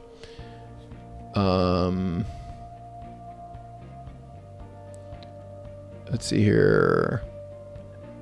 Teddy says there's probably a bit too much focus on the snapping options. Would love to replace some of them with other stuff to customize. Yeah, I agree with that. I feel like I forget which thing it's actually trying to snap to and which one I really want to snap to. I was starting to get a knack of that, and then I just got tired of the game. So I don't remember anymore. It's just been a while, and I played Workers and Resources Soviet Republic like crazy since then. And that has a completely different road building system. It has some advantages, but a lot of its disadvantages. And maybe I'll show you guys that if we have enough time here. I'm kind of running out, though. Let me make sure that my missus hasn't been trying to get a hold of me before I continue any further. She hasn't. I hope everything's okay. I got to check on her soon, so I might not be able to get into Workers and Resources Soviet Republic at all. I'm going to try to wrap up this chat here and see if you have any other questions, please throw them at me. Any ideas, suggestions, please hit me up, because I'd love to try it out if it's not going to take a long time. Domestos, is the game better now? Just played it on launch. It's better. I don't know if it's the kind of better that makes me want to play it yet, though, because there's some economic things that they've fixed. Like, it seems like you can get out of being subsidized by the whatever government is subsidizing you a lot easier. Although I haven't started a new city to test that theory. It seems like the budget stuff is a little better, but there's still some stuff that doesn't work right. Let's fire this up. I'm pretty sure that I could build all this stuff. I'm going to pull up Adventura, and I don't care about the progress on that one. Adventura was the game I played on launch. So let's see where we're at here with this. Just play. Let's go. I had to work around a lot of wacky terrain. Okay, so one of the things that was always a problem is that the ships would come in and bring lots of stuff, but they would never take anything out. That one is probably en route to the border. This one is carrying...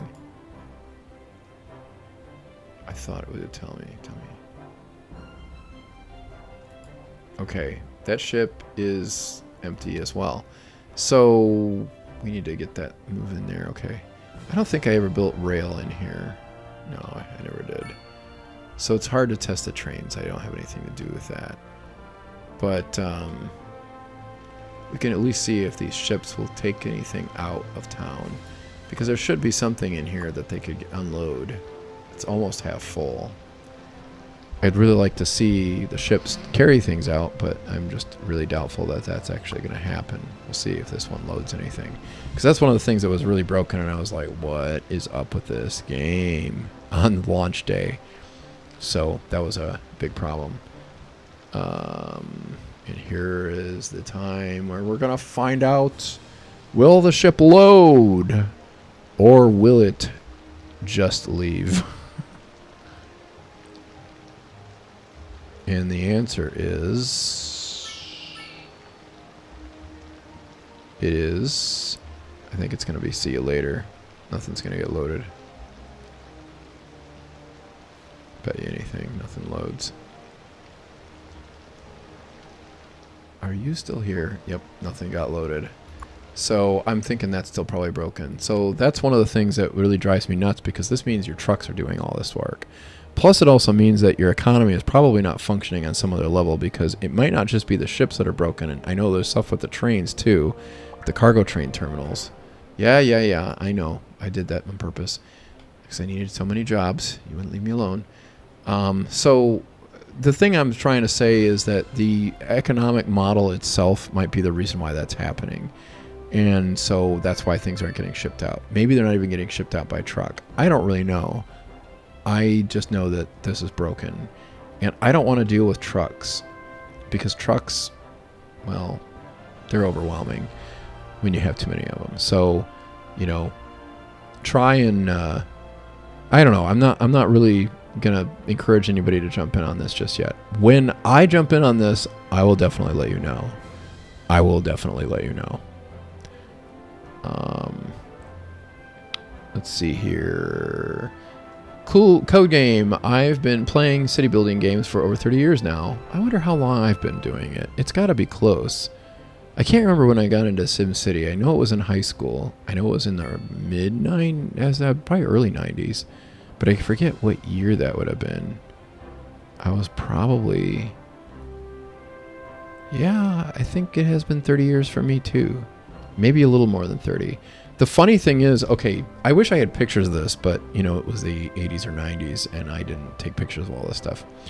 But even when I was a teenager, I still liked doing this. And sometimes I liked doing it because I couldn't do this in a computer anywhere like I can now. When City Skylines hit and SimCity hit, I was like, oh, this really scratches an itch.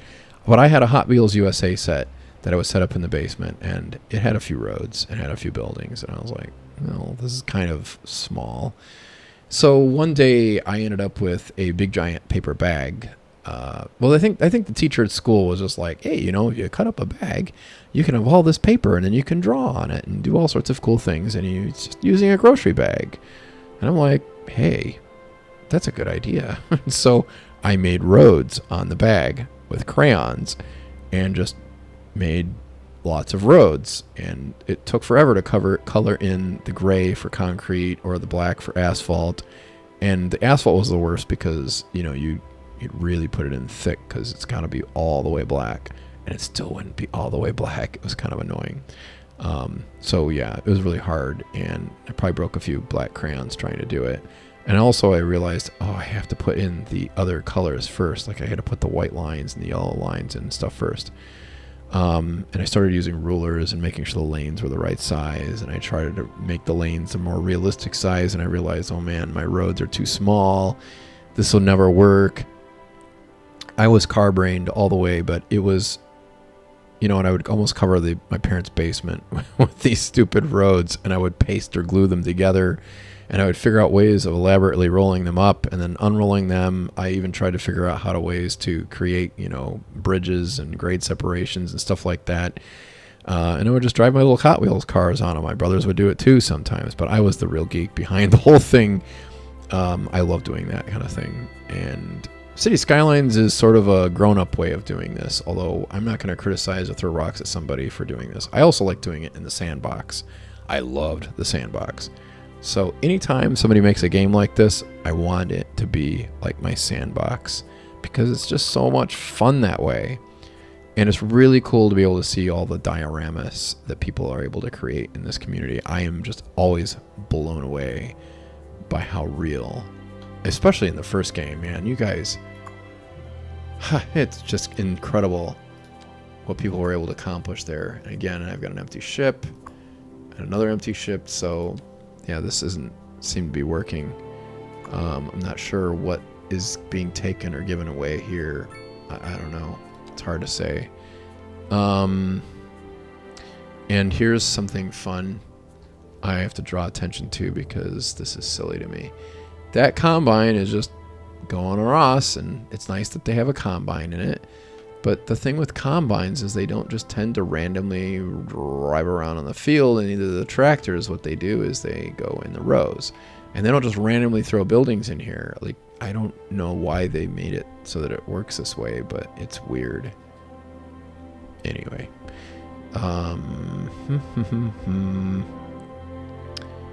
Teddy Radco. Oh yes, the vanilla ramp hack.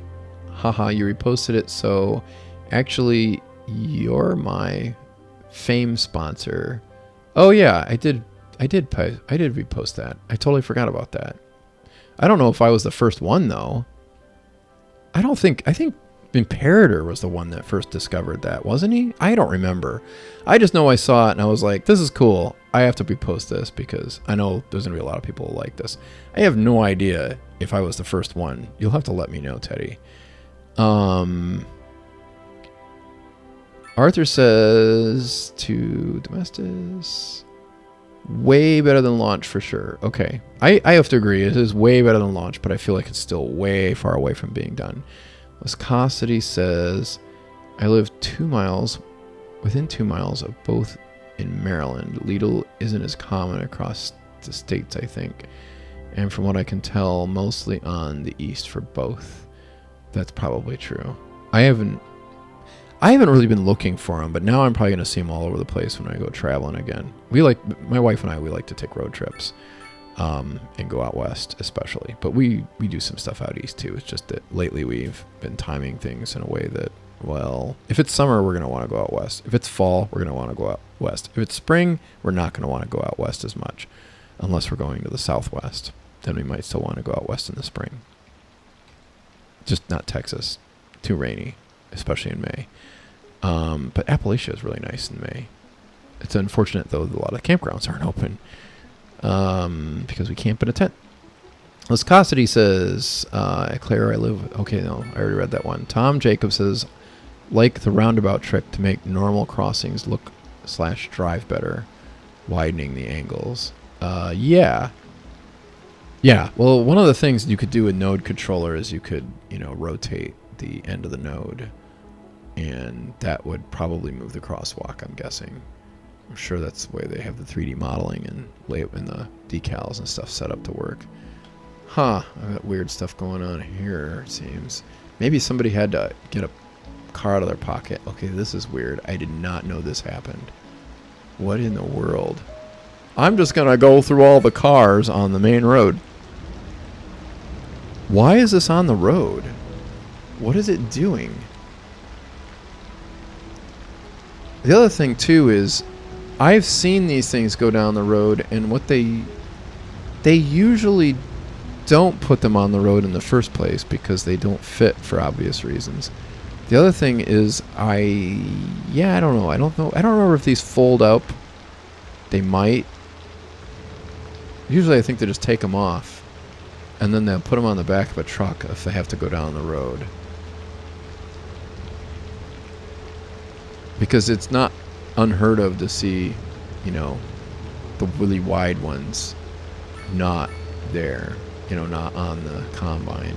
Because the other thing too is, so one year you might plant corn and another year you might plant wheat, depending on where you are. I think in Ohio that's really common. You'd have beans one year, then corn another year, then wheat another year. Well, when you do that, then you don't need the same the front part is different. You, instead of having a combine in the front, you have a corn picker, and the corn picker is almost looks like, a bunch of I can't think of the right words. It's like angular rather than having the rotating thingamajig. You know, the wheel on the front with all the tines in it that kind of grabs the plants and pulls them in. You don't have that. Instead, you have, you know, in the blades, you have just something that runs down the rows and pulls on the stocks, and then, you know, brings in the cobs, you know, the ears of corn, I should say. Let's see here, where are we at? Claire says, it's gone crazy where I am. We have 2 Aldis and 1 Lidl in my town. My town is small. People love the rivalry between the 2 stores here. That would be great. I'm okay with a rivalry where, especially if it saves me money or gets me stuff I want to eat. Always good to have good food. Teddy Radko says, oh yeah, the roundabout trick is a variation of the bootleg node controller trick. Did anyone make a video on that yet? Tom Jacobs. I don't know. Tom says, pretty sure I had this from a video. Seeing somebody doing it, but can't seem to find quick.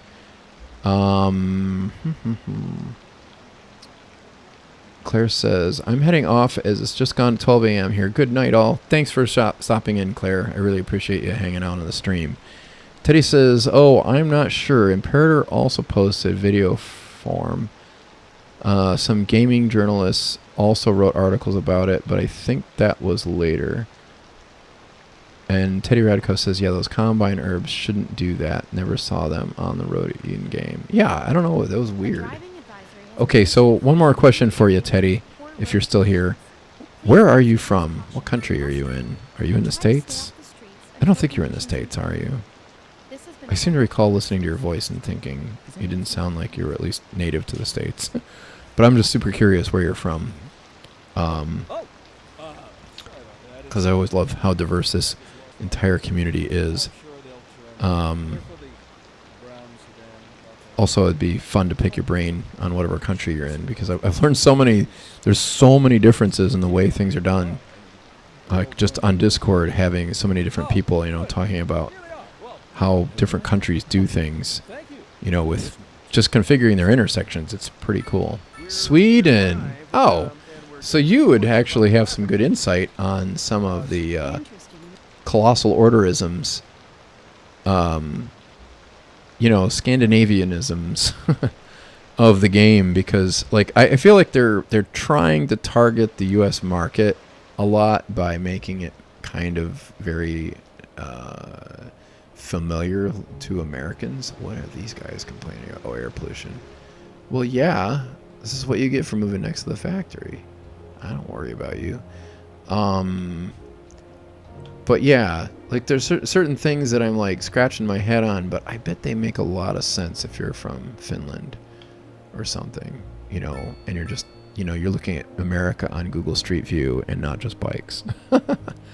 Viscosity says, I'm also off to finish a few things up for the night. Bye, everyone, and happy to hang out. Lee, thank you for coming. Viscosity, thanks so much. Teddy says, absolutely having so many friends from around the world is amazing. Teddy says, probably, yeah, a lot of the European assets feel very Finnish. Yeah, well, I mean, that makes sense. It's just kind of strange because SimCity was very American, which made sense because it was made by Maxis, which was very American. They were in the States. Not really sure what part of the country, but they were here, and, you know, everything felt kind of normal in a lot of ways. But City Skylines is like this weird kind of uncanny valley sometimes. It's like, yeah, I could imagine there's a building like that somewhere, but not in my backyard here in the U.S. And I could see some of it's like, yeah, there's a building like that in my backyard, but it wouldn't be, it'd be wall to wall. It wouldn't, or it would not be wall to wall. You know, like these buildings here are kind of weird because, what are these? Yeah, offices. So these are, what level? Okay, level 2 office, and it looks like they're low density, which is weird that they don't have more parking. But these buildings are really close together and tightly packed, but there's no way to get to the back or the sides or anything. And then there's storage in the back, and that's just strange.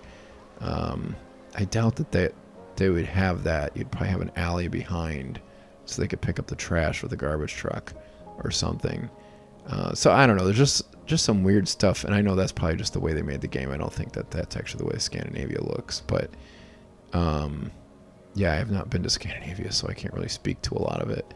And then the other thing too is if I went to Scandinavia, I'd be there as a tourist probably, and I'd have to actually go out of my way to see how regular people live. If it's anything like some countries where you've got a lot of people in the high density, high price areas and the big cities that everyone wants to go see, like Stockholm or London or New York City or something like that. But a lot of people, that's not really familiar to them. That's not the way their community looks.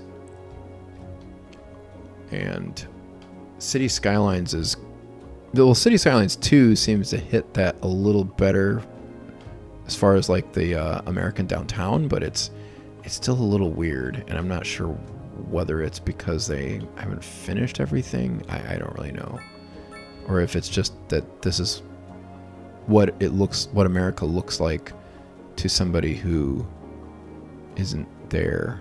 I don't know. It's different. Tom says, found it. Teddy Radco picked it up from RU channel. What are we looking for? I can't remember what it was. Probably the okay. In Europe, some more bikes for sure.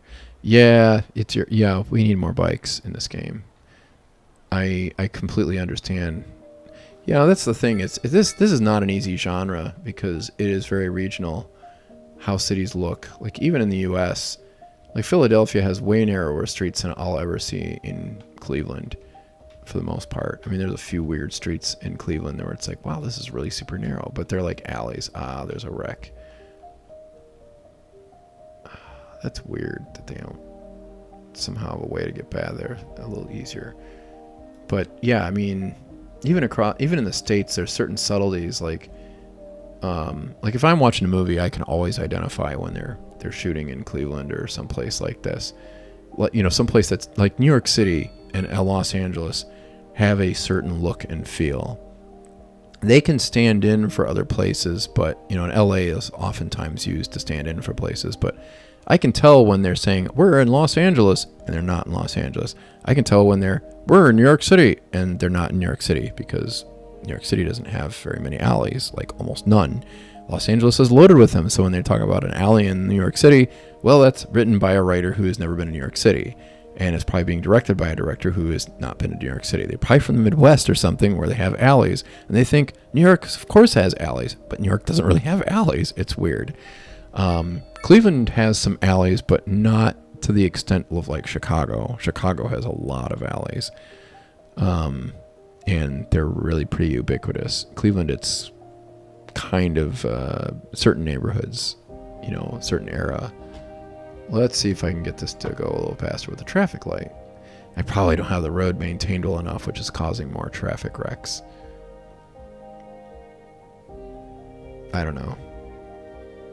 Definitely could use a little better with road tools.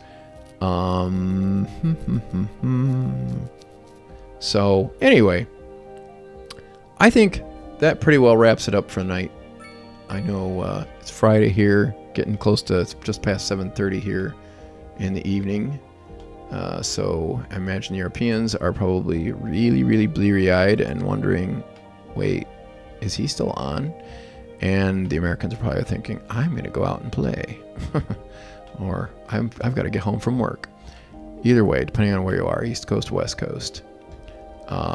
So thanks for joining me. I really appreciate you guys coming and joining me on this really last minute short notice stream and making it so fun to look at the game and just play around a little bit. Not do anything super serious, but just kind of hang out and kind of update each other on what's going on here. The verdict on City Skylines 2 is I like what Phil's saying. City Planner Plays. Go get Game Pass and try it, and don't commit like a huge amount of money to this yet, because I don't really think it's quite there yet. If you just want to build City and have it get big, then yeah, go ahead, have at it. But I'm not really feeling like it's completely there yet. Hopefully it will be in the near future. So, but I sort of think it's going to be a few months. We'll see what happens. So thanks so much for coming. Franimus, glad to hang out. Good seeing you around. It is good to see you too, Franimus. Thanks for coming by. And I'm sure some people are going to be like, in the video on demand, that'll be online, so you can check that out. I'm sure some people are going to be like, oh no, I missed it. So we'll do some more. I don't have any specific plans for January just yet, but I will be making them very soon, because I'm really getting a hankering to make some videos. And I've got a couple that are really close to finished already that I'd really like to get out. So I'm going to try to get that to happen, I hope, this month. And then follow up some other stuff. So Tom says, yeah, it's a working process still. Thanks for the stream, Lee. Thank you for coming, Tom. And thanks for coming, Teddy. Now that I know you're Swedish, that's cool. That's handy, because then I can ask you, why is it like this? And you can actually say, well, this is what we do in Sweden. They do it some other way in the States. I'm like, yeah. It's really cool, because there's so many things we take for granted in our built environment. And especially Americans, man, we just do not have that much variety in the way, like thought processes are completely different from one language to the next. And there's just different philosophies that certain nations adopt over the course of thousands or hundreds at least of years. And the United States is so young and, but at the same time still set in its ways. It's just interesting to see how much variety there is in the urban planning and, just the way things are done. It's pretty cool. I love learning about it. It's kind of nice to pick and choose the best things you see everywhere you go and put them in your city, or the worst, depending on what kind of city you're trying to make. If you like traffic, sometimes it's fun to solve the problems of traffic. But thanks so much for everybody coming along. We're going to just sail off into the sunset here, but we're not going to deliver anything because the game won't let us do that yet. So thanks so much, and so long.